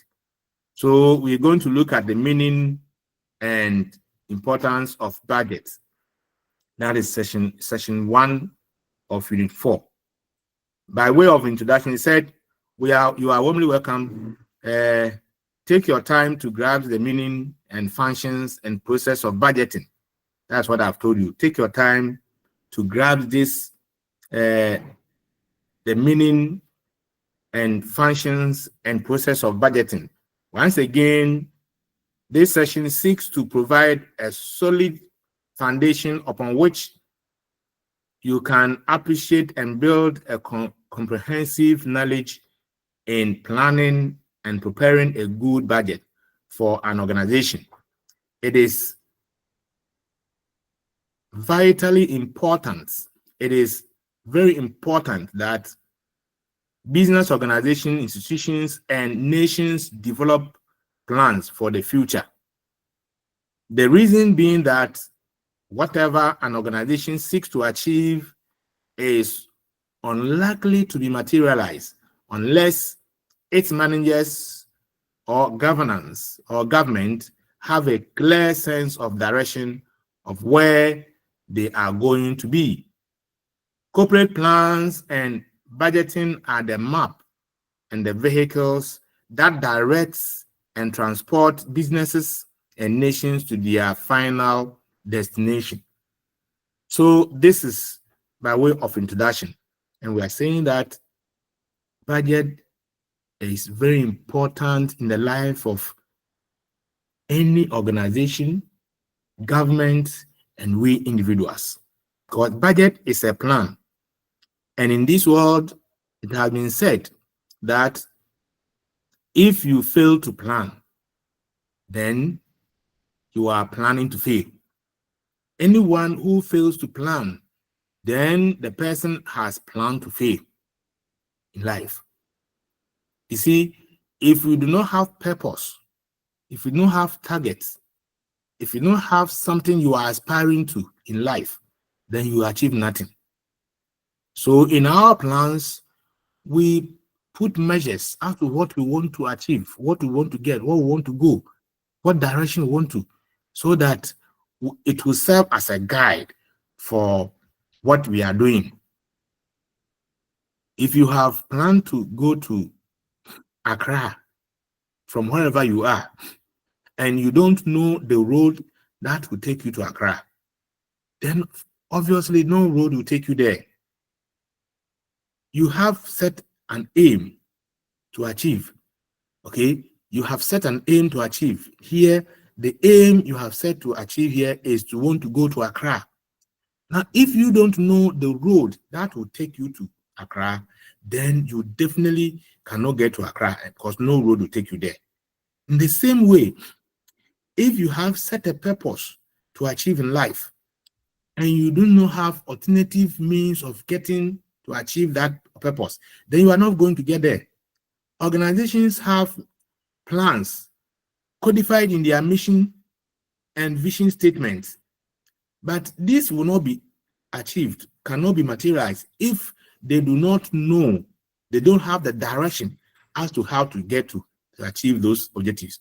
So budget, which is a plan of action, is the roadmap that will direct organizations, nations, and individuals how to get to our objectives or how to get to our destination where we want to be. So if you want to see yourself 5 years time, well, how do you want to see yourself 5 years time today, from today? And so wherever you see yourself to be 5 years time, you look at what you have to do now to get there. So in 5 years time, you can get there. If you want to become maybe the Toronto Accountant General in Ghana in 10 years time, because you are doing accounting now, then you know what you have to do to get there. And those things, you have to codify them, put them down, and then plan an action that will take you there. If you know the qualification that will let you become a qualified accountant, and so you want to become a qualified accountant in the next 5 years, and then you don't do anything, you don't plan, you don't do anything, then you're not going to get there. So that is about budget. Budget is a very important tool because scientists say that near ultrasound and answer account for no say near ultrasound on say chacha. So it is what is guiding you is the budget. And so it's very important that we have to open our minds and take cool and trying to understand this carefully so that we can apply them in our business organizations. By the time we finish going through this session, you should be able to define a budget and indicate its relationship with forecast and corporate plans. Also state and explain the major types in budgeting and major terms in budgeting, and also state at least 3 goals or functions of budgeting. So now let's look at what is budget. What is budget or corporate or no? What is corporate plans? Corporate plans or corporate plan is basically the broad aims and objectives, usually codified in the form of the mission statements. This statement is usually brief and will often articulate the high standard set for an organization. According to Lucy 2005, corporate plans can be defined as the strategic planning of the direction and the total resources of an organization so as to achieve specific objectives over the medium to long term. In other words, the plans should show not only the new task, but also how existing operations will dovetail into the new targets over, say, the next 5 to 10 years. Thus, such strategic plans, as sometimes referred to, will be used by tactical or top people of an organization to prepare operational plans, which are budget and short-term targets. So there is a long-term plan, this strategic plan that will be used to prepare the short-term plans, which we refer to as budget. So when we say corporate plans, they are the strategic plans, they are the long-term plans, they are what the company or the organization aspire to achieve in the longer period. For example, 5 to 10 years time. Okay, these statements these objectives are normally codified in the organization's mission statement and vision statement. So, for example, in the University of Cape Coast, we want to be at the worldwide acclaimed university. The University of Cape Coast is the mission is to become worldwide acclaimed university in terms of education and all that. So we have the focus of the organization in the longer period in our strategic plan. And then these strategic plans will have to be,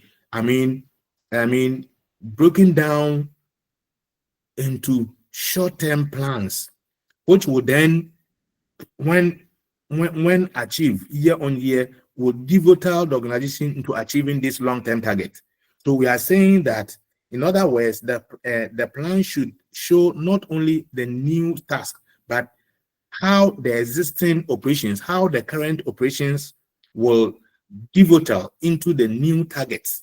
Okay, say next 5 to 10 years. So in our strategic plan, so we develop our short-term plans, which are the budget from our strategic plans. And the strategic plans are broken down into short-term targets, which will then devote the organization in achieving its long-term plan.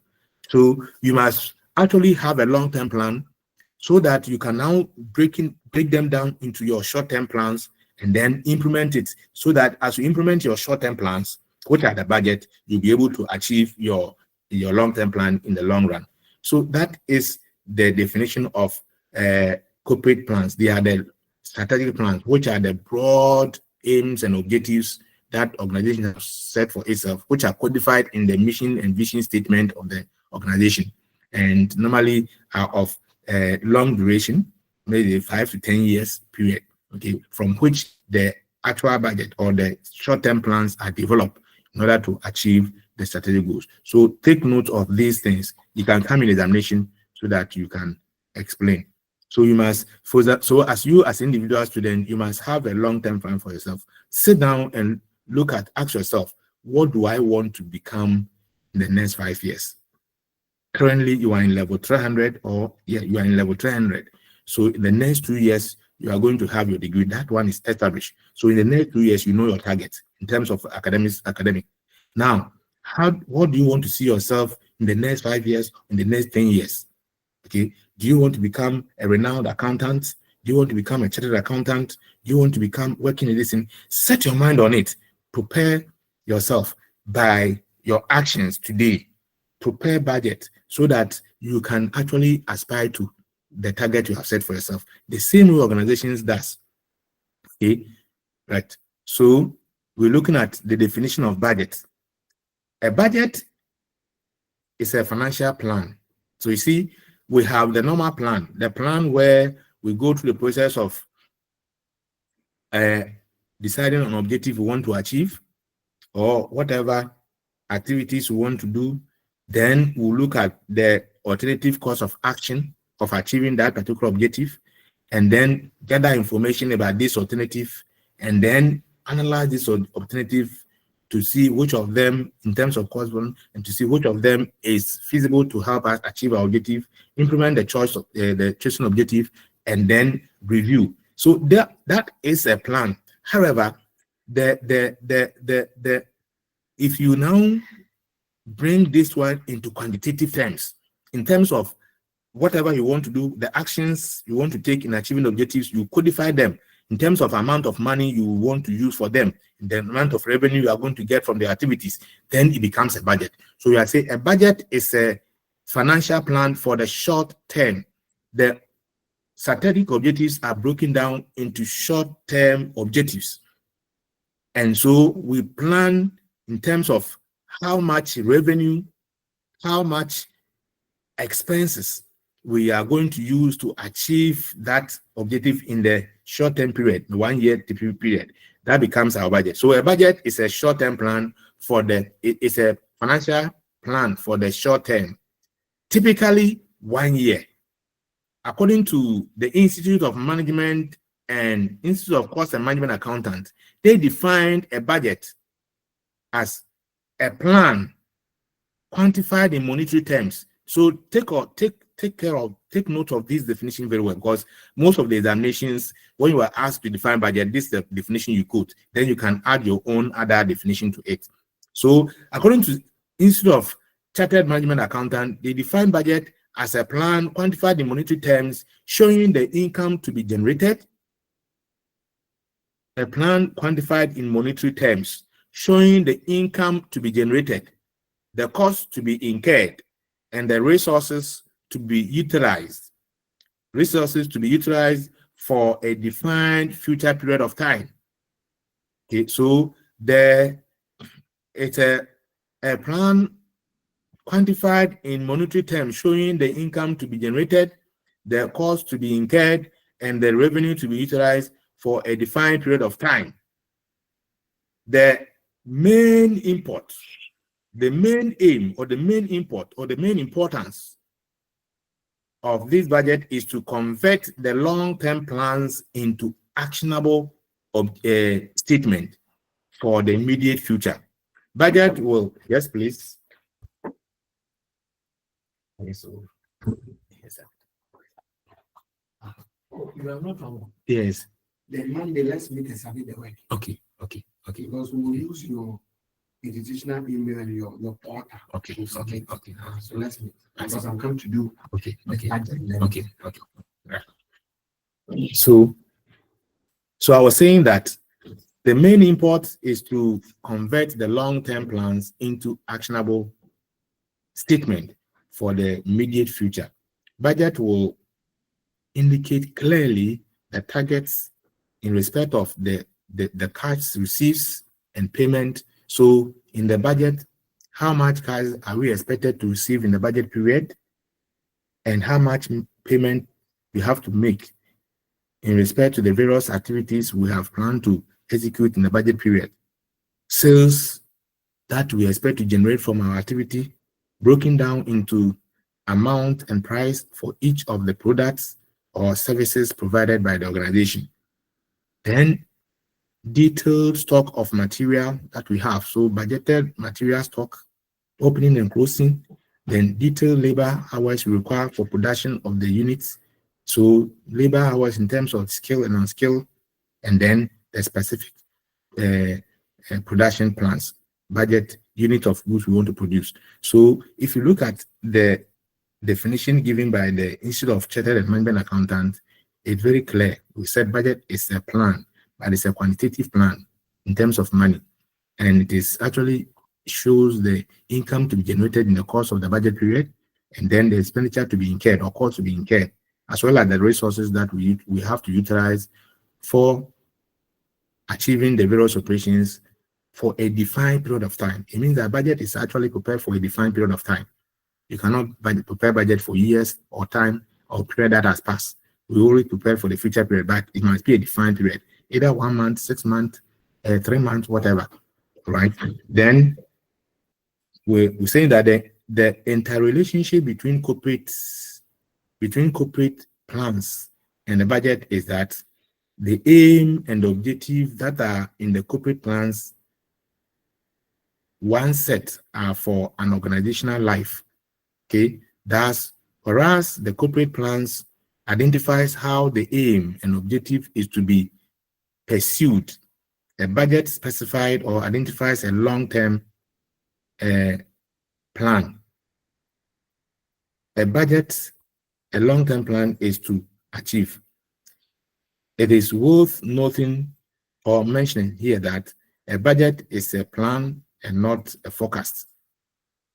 The reason being that whereas budget is a plan and suggests an intention or determination to achieve the plans or the plan targets, budget tends to predict, or budget tends to be predictions of the future states of affairs or the environment. So the basic difference between budget and forecast is that budget actually suggests an intention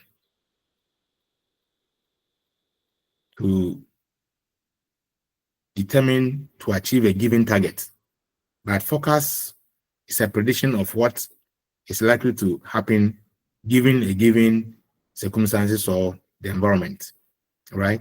So let's look at the definition of forecast and its relationship with budget.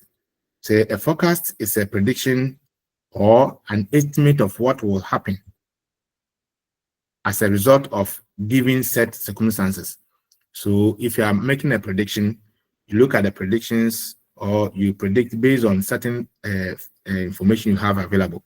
Of course, we cannot prepare a budget without making a prediction, because we definitely have to look at the circumstances around or the conditions that are prevailing and then come out with our estimate. So once budget are estimate, we more or less make predictions. However, we are not just, the predictions will have to be factored into what we want to achieve within the period, what management intends to achieve within the period. So we'll look at making sure that the budget is prepared from technical point of view, not just the forecast, because of course we'll look at the exchange rate, we'll look at the price inflation rate, and then we'll look at the market conditions in terms of whether the market is booming, is recession, it has a recession, or it is normal, and then we can come out with figures. That is about forecasting, because we are looking at what is likely to prevail, what is likely to result in as a result of the given conditions. But budget is what we want to achieve within the period, within the budget, within the same circumstances. Okay, so we quantified the situations into how much we want to spend, how much we want to receive, and that. So a forecast is a prediction or an estimation of what will happen as a result of a given set conditions. Forecast is an estimate of what can happen in the light of circumstances that are expected to prevail. A budget, on the other hand, is what management wants to happen. We've seen that. We said a budget, on the other hand, is what management wants to happen as a result of a given set on circumstances. Or it should be or, it's not on, it's all circumstances, given set circumstances. Okay, so budget therefore seeks to account special actions which management may take in order to alter the course of event so as to achieve what they want to happen. So that is the difference between budget and a forecast. Now let's look at the functions or purpose of a budget. The role of a budget, functions of a budget, purpose of a budget are all the same. Okay, so we are looking at a budget provides a course for organization. Yes, Because once you have a budget, you now have a focus, you have a guide, you have something that is directing what you have to do. If you don't have such a guide or you don't have a focus, you do things anyhow. There will be overlapping, there will be duplication of things in the organization. But once we have the budget, there's a focus and it directs what to be done. It aids coordination of activities and facilitate control. Yes, because this is clear. Once we have the budget, the activities of all organizations are coordinated. Okay, the dysfunctionality of activities in the various organizations or the various departments will not happen because the budget has been prepared considering each and every department what they have to do in achieving the overall organizational objectives. Therefore, there is proper coordination. So, like I said, duplication, dysfunctionality, and duplication of work will not happen. It also facilitates control, and you know the control loop. The control has to do with getting the actual figure, keeping records of actual activities, compared with the standard or the budget, and then if there are deviations, information is given for corrective action to be taken. So these are very important role the budget play. Also, usually budget covering financial aspects, quantify management expectations regarding future income, cash flows, and financial standing of the organization. Therefore, the functions or purpose of a good budget can be identified in the following way. So we're saying that if we have a financial budget, it also actually captures the income to be generated, the expenditure to be incurred for the period. And so let's look at the financials of the budget. I've even explained some of them. Coordination, I've talked about it, because once you have the budget in the organization, it coordinates activity. The existence of a budget ensures that different departments' actions are coordinated to a common goal and will avoid dysfunctional behavior. For instance, production department's budget will be linked directly to sales departments. Thus, budget helps to maintain harmony within an organization. So we know that the functions of the various departments are linked to each other. And so each and every department depends on other departments. And budget has actually codified all these things clearly. So it ensures coordination. Sales department, the production department definitely will coordinate, because whatever units the sales department want to sell, production department must be able to produce to cover that. Sales department cannot decide to make an estimate of quantity they want to sell, which production department cannot produce. So definitely before we come out with the budget, we have estimated what is feasible, what we can produce, and what we can sell. If we have no limit for production, then whatever limit we can sell, we have to produce that. We cannot produce more than what we can sell. So you see, there's clear coordination. The same way, the purchasing department will have to estimate how much material we need to produce the unit we have budgeted. We cannot buy more than that. We cannot buy less than that, because we need to produce. We need to know how much quantity. And so various activities are linked in the budget. And so it ensures coordination. Responsibility. Budget also ensures responsibility. We are saying that different staff can be made responsible for their own areas of budget, which will ensure maximum participation. The various departmental heads are made responsible for incurring the budget, to implementing the budget in their departments. Okay, so they are made responsible. If you have been budgeted for, let's say, 10,000 overheads in your department, you cannot spend more than that. And if you spend more than that, you can be held responsible for it.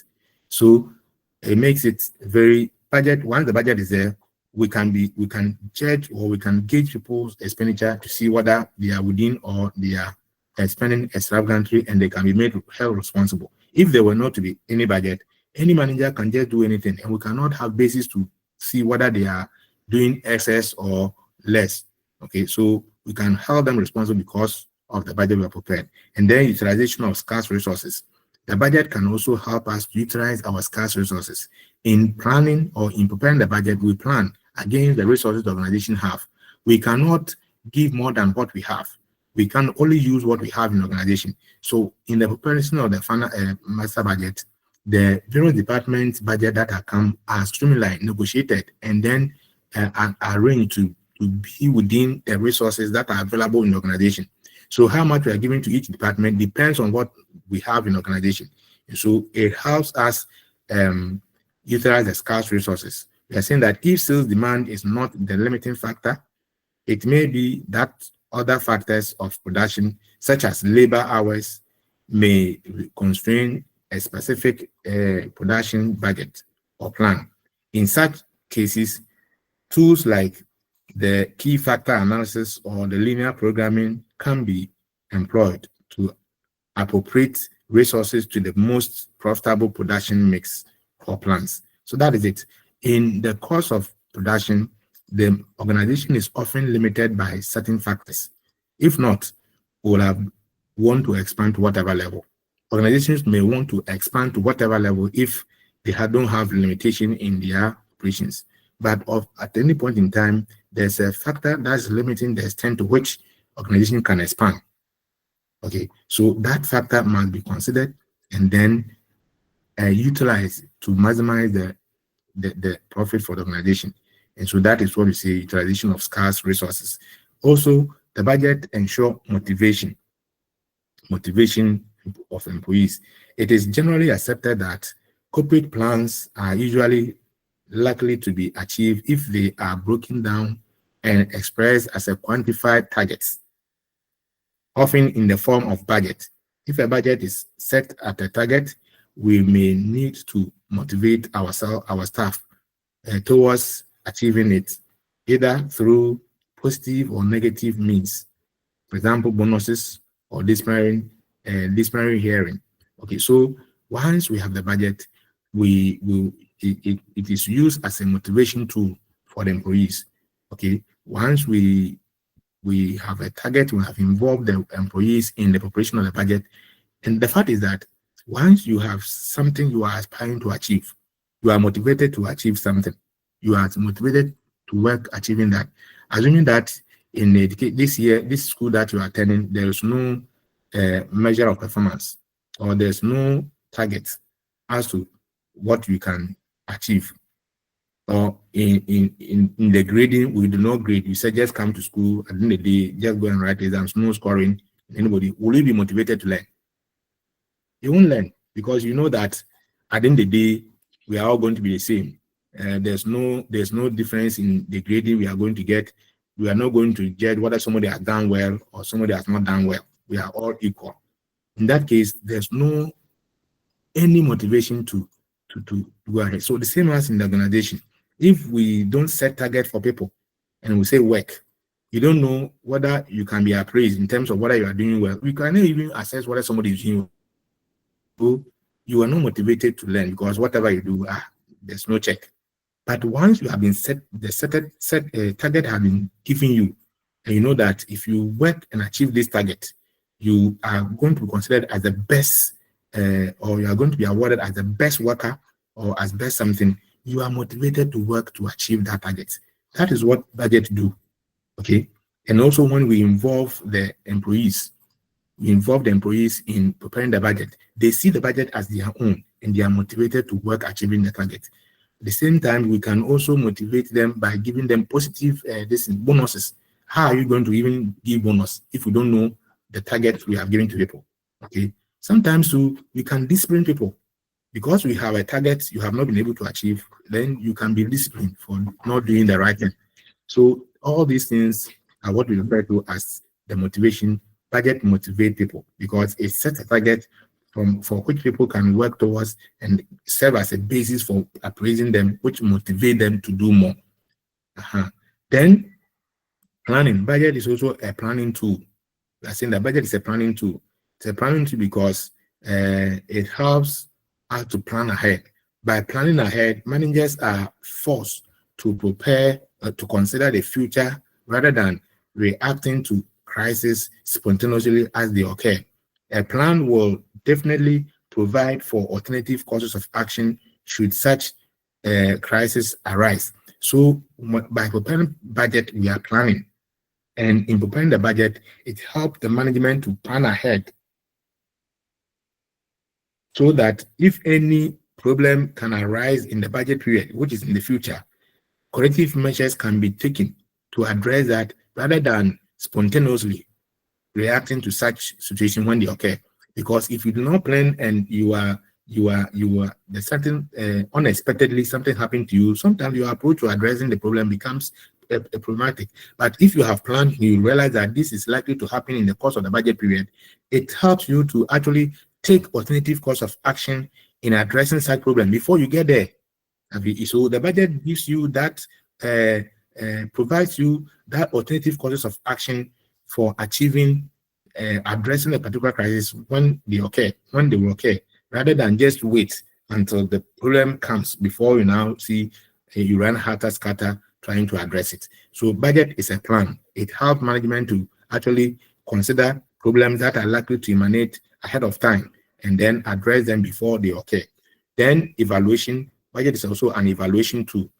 I have mentioned about the evaluation tool already, because if we are working and we do not have something that is guiding us, we may not be able to know whether we have done well or not. Now, before you get to know whether you have done well or not, you have to compare what you have done with what you plan to do, and then you see whether you have done well or not, and you can be appraised.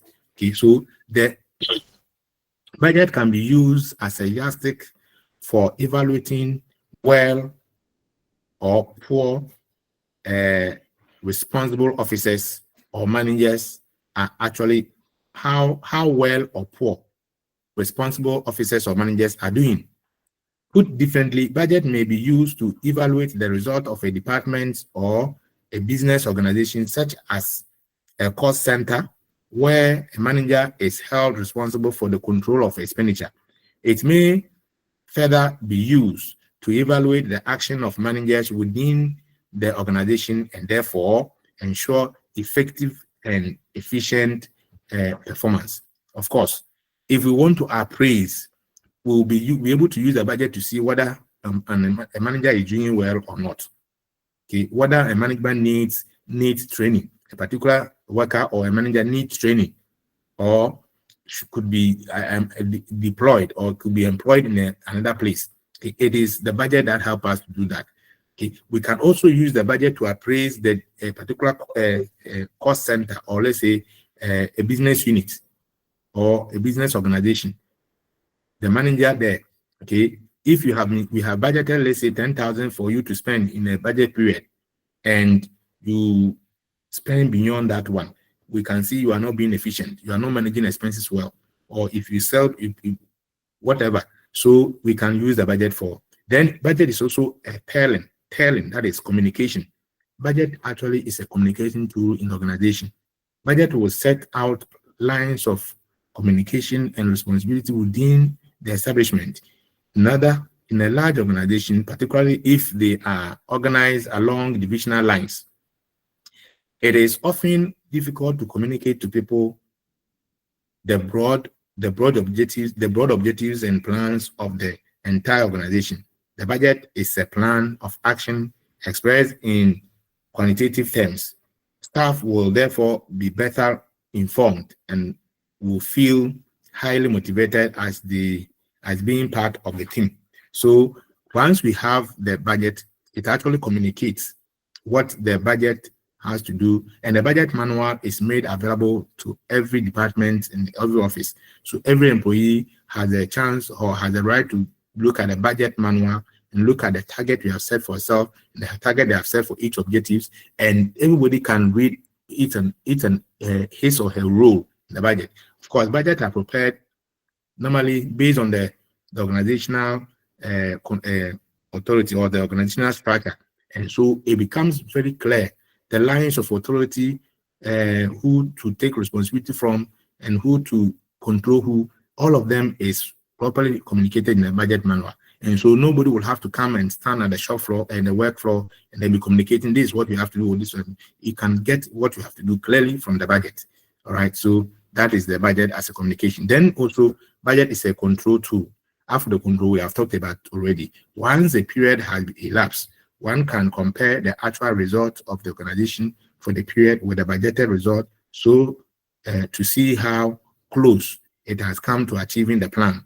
This will enable the company to potentially bring about improvement for the future. The budget, therefore, set as a comparator against the actual result may be compared. So budget is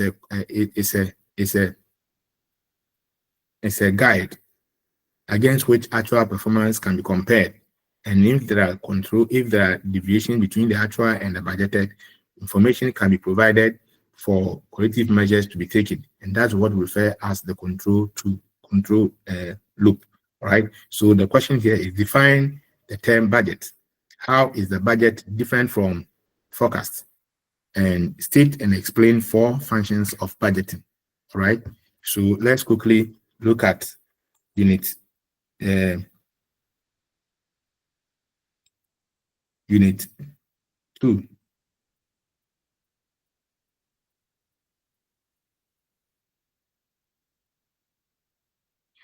Can you see unit 2?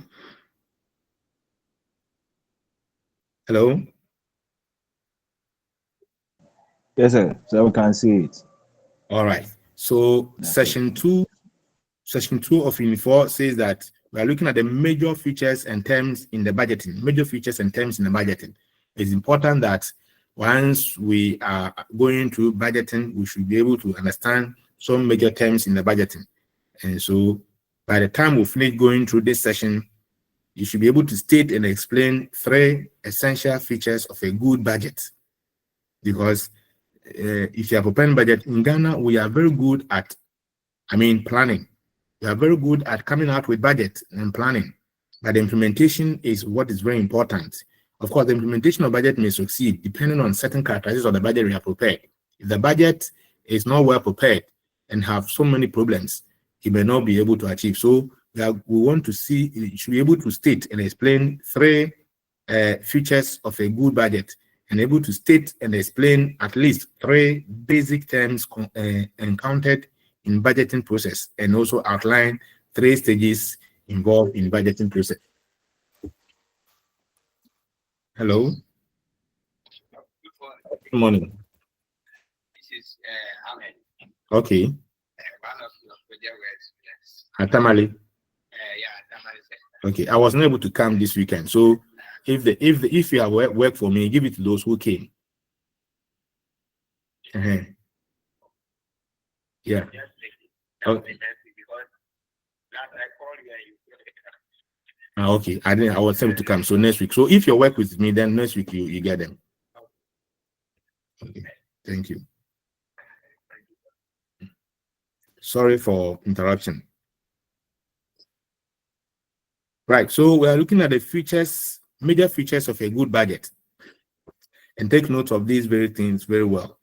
Some of the problem are in there. So the unique feature of a budget emanates from the fact that the budget as a quantitative statement which outlines or summarizes the planned policies and procedures prior to a defined future period.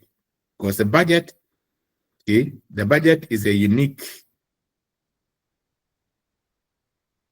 it's a quantitative statement which outlines or summarizes the planned policies. Policies here are things we want to do, or what the organization wants to undertake, plans they want to achieve in the budget period. So it summarizes the planned policies and procedures prior to a defined period. Again, its main purpose or import is to provide a focus for business organization. Okay, so the budget main purpose is to provide a focus so that the business organizations will know what they are in to achieve within a budget period. Okay, so it provides a focus for the business organization, directions, aids coordination of activities, and facilitate control. We have talked about these qualities already. Usually, budget covering financial aspect quantify the management expectations regarding future income, cash flows, and financial standing of the organization. The following are some of the common characteristics of a good budget. 1, a good budget provides the best method of applying capital and scarce resources. Remember that one of the functions of a budget is to allocate or utilization of scarce resources. So if a budget, come again. Only go up where you are reading, we can't see it. You can't see. I said where you are reading now, the point that you are reading now, we can't see it. So kindly go up a bit so that you can see it. Oh, okay. So it means that you are not okay. Then let me show. Because have you seen? Look at this one. Is it Session 4, Unit 2? Unit 4, Session 2. Yes, sir. So it's Unit 4, Section 2. Major functions, major features, and terms in budgeting. So you are reading the point of the major functions. That's what I'm saying. You said number 1, and you are reading. I said that we can't see that point.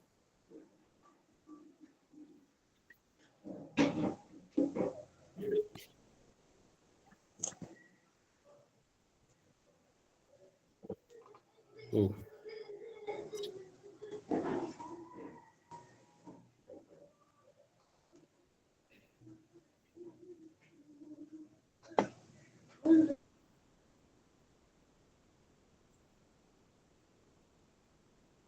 Network, and then my computer, the thing went off.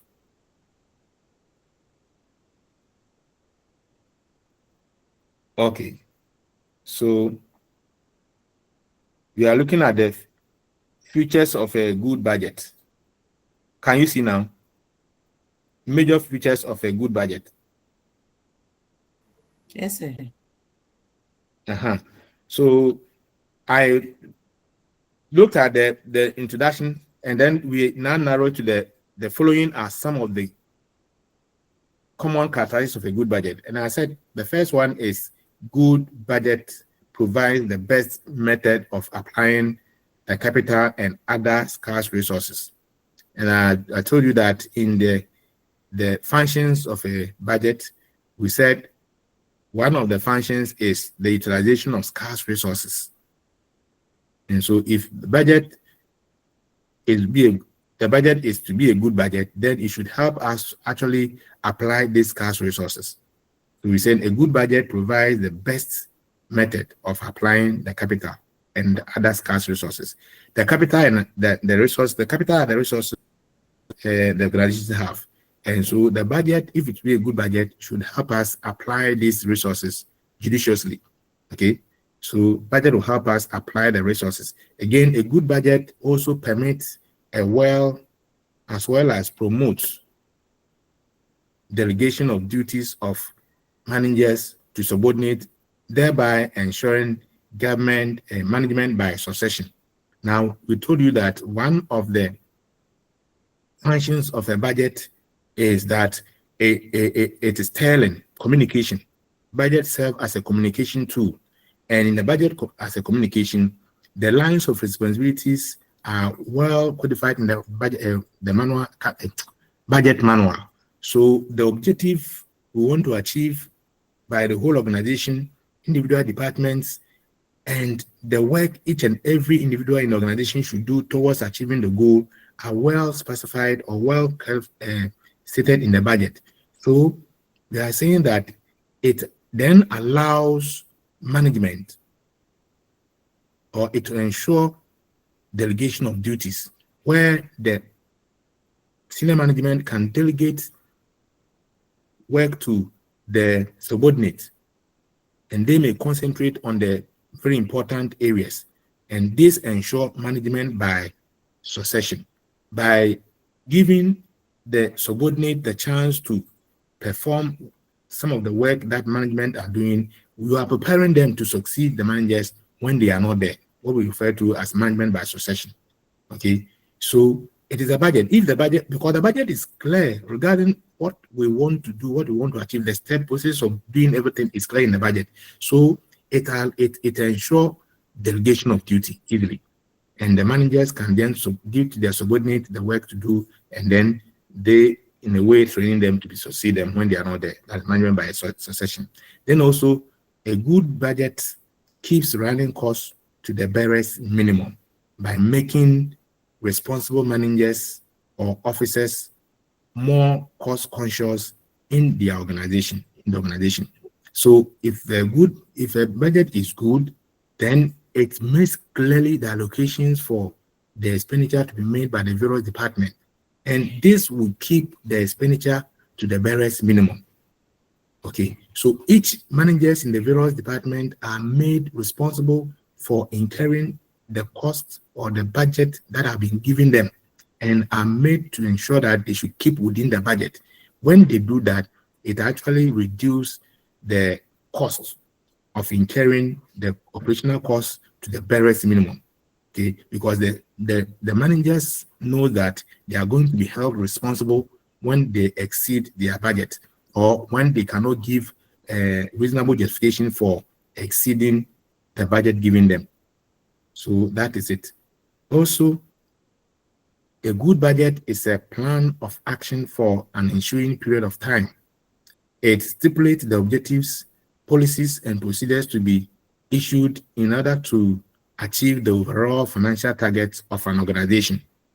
So, if a budget has helped the organization to plan for the ensuing year, that is the coming year, in terms of what we want to achieve, objectives, and the policies and procedures we have to follow in achieving the targets, this becomes very clear to the organization if the budget is good. So a good budget is a plan of action, and this plan of action will actually look at the objective we want to achieve, will state clearly the objective we want to achieve, the policies and alternative course of action we have to follow in achieving these objectives, and what, in terms of both the financial and other activities we want to do in the organization. A good budget also coordinates the activities of the business establishment.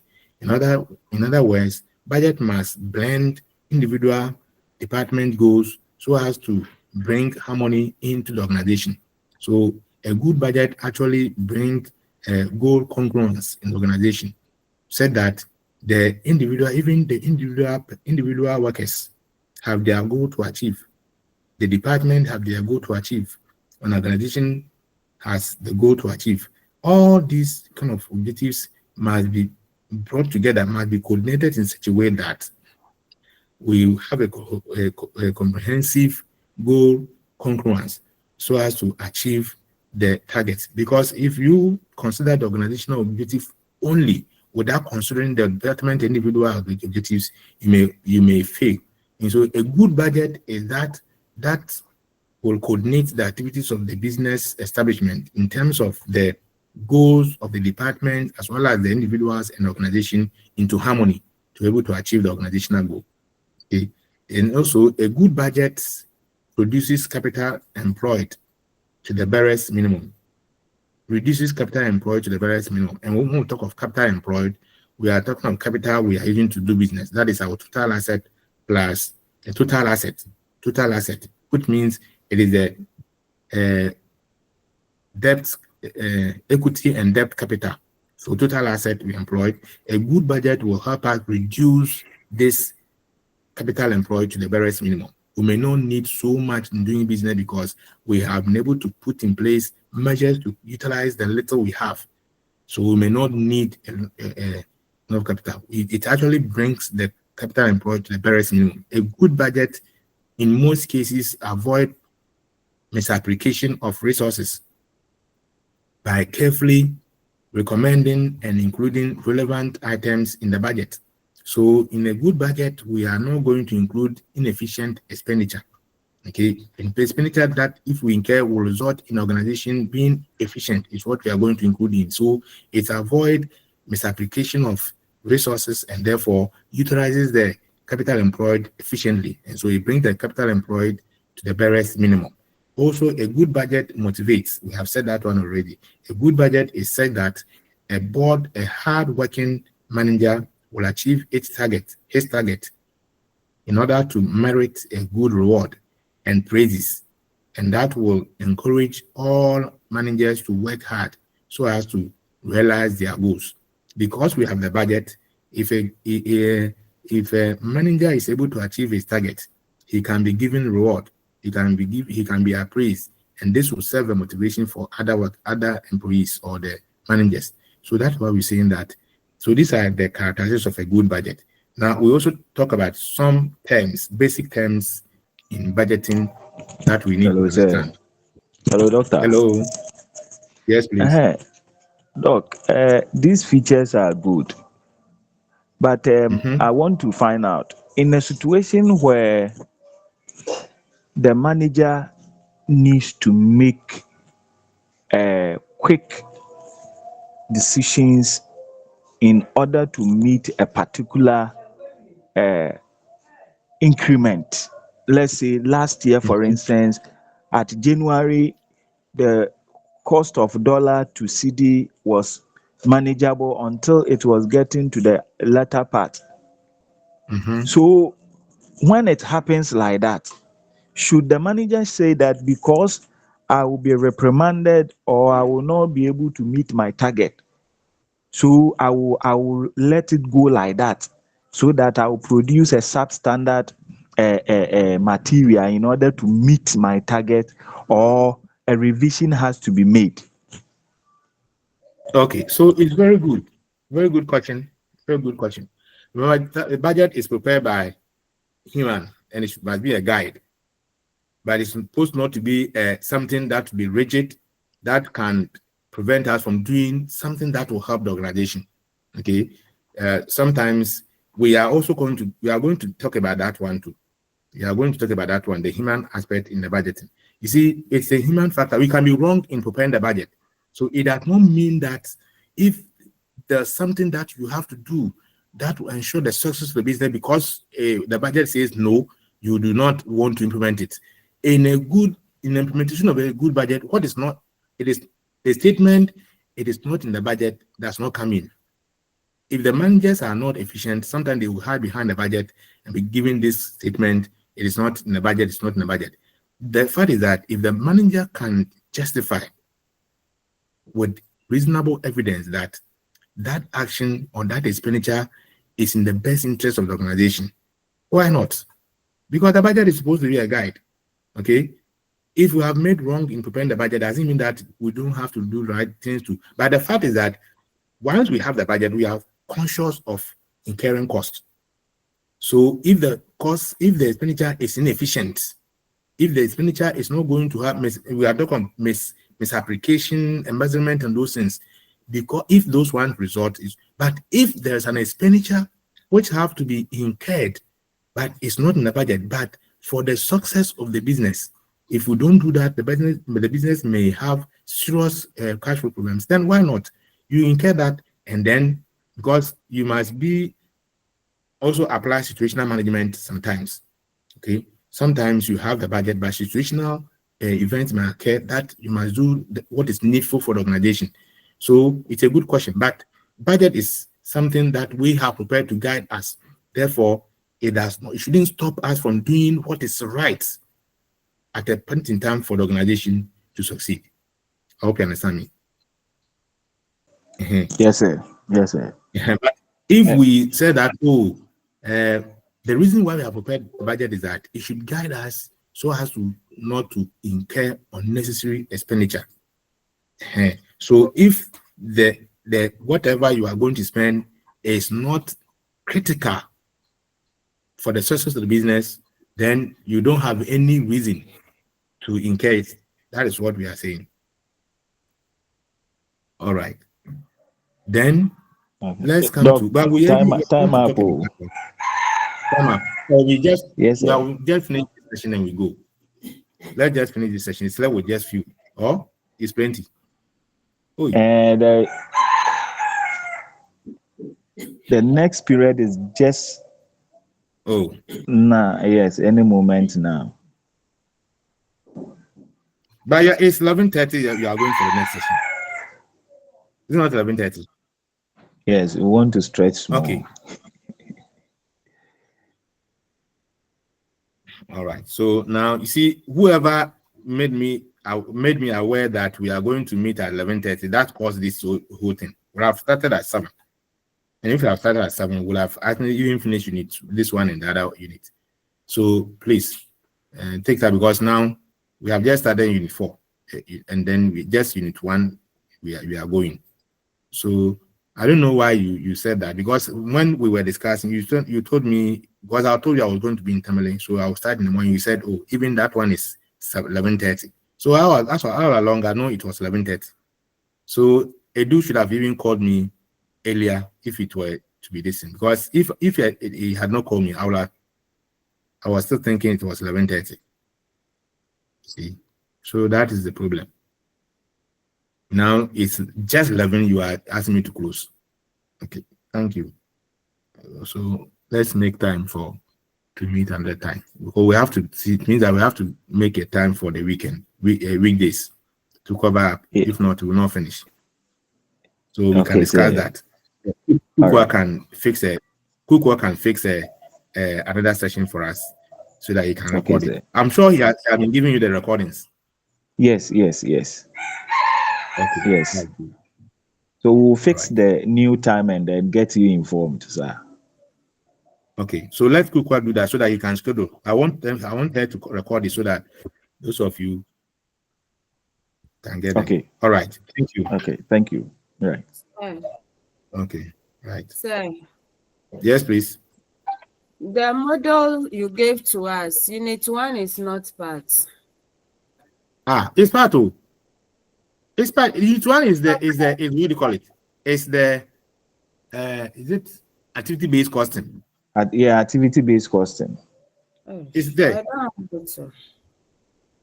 Oh, Okay. but your friends have it. It's there. Okay. I gave it to you. Activity costing is the unit 1. Okay. Thank you. You're welcome. Any question? Then there's no question. We can close. Okay. Thank you. You're welcome. Thank you, sir. Okay.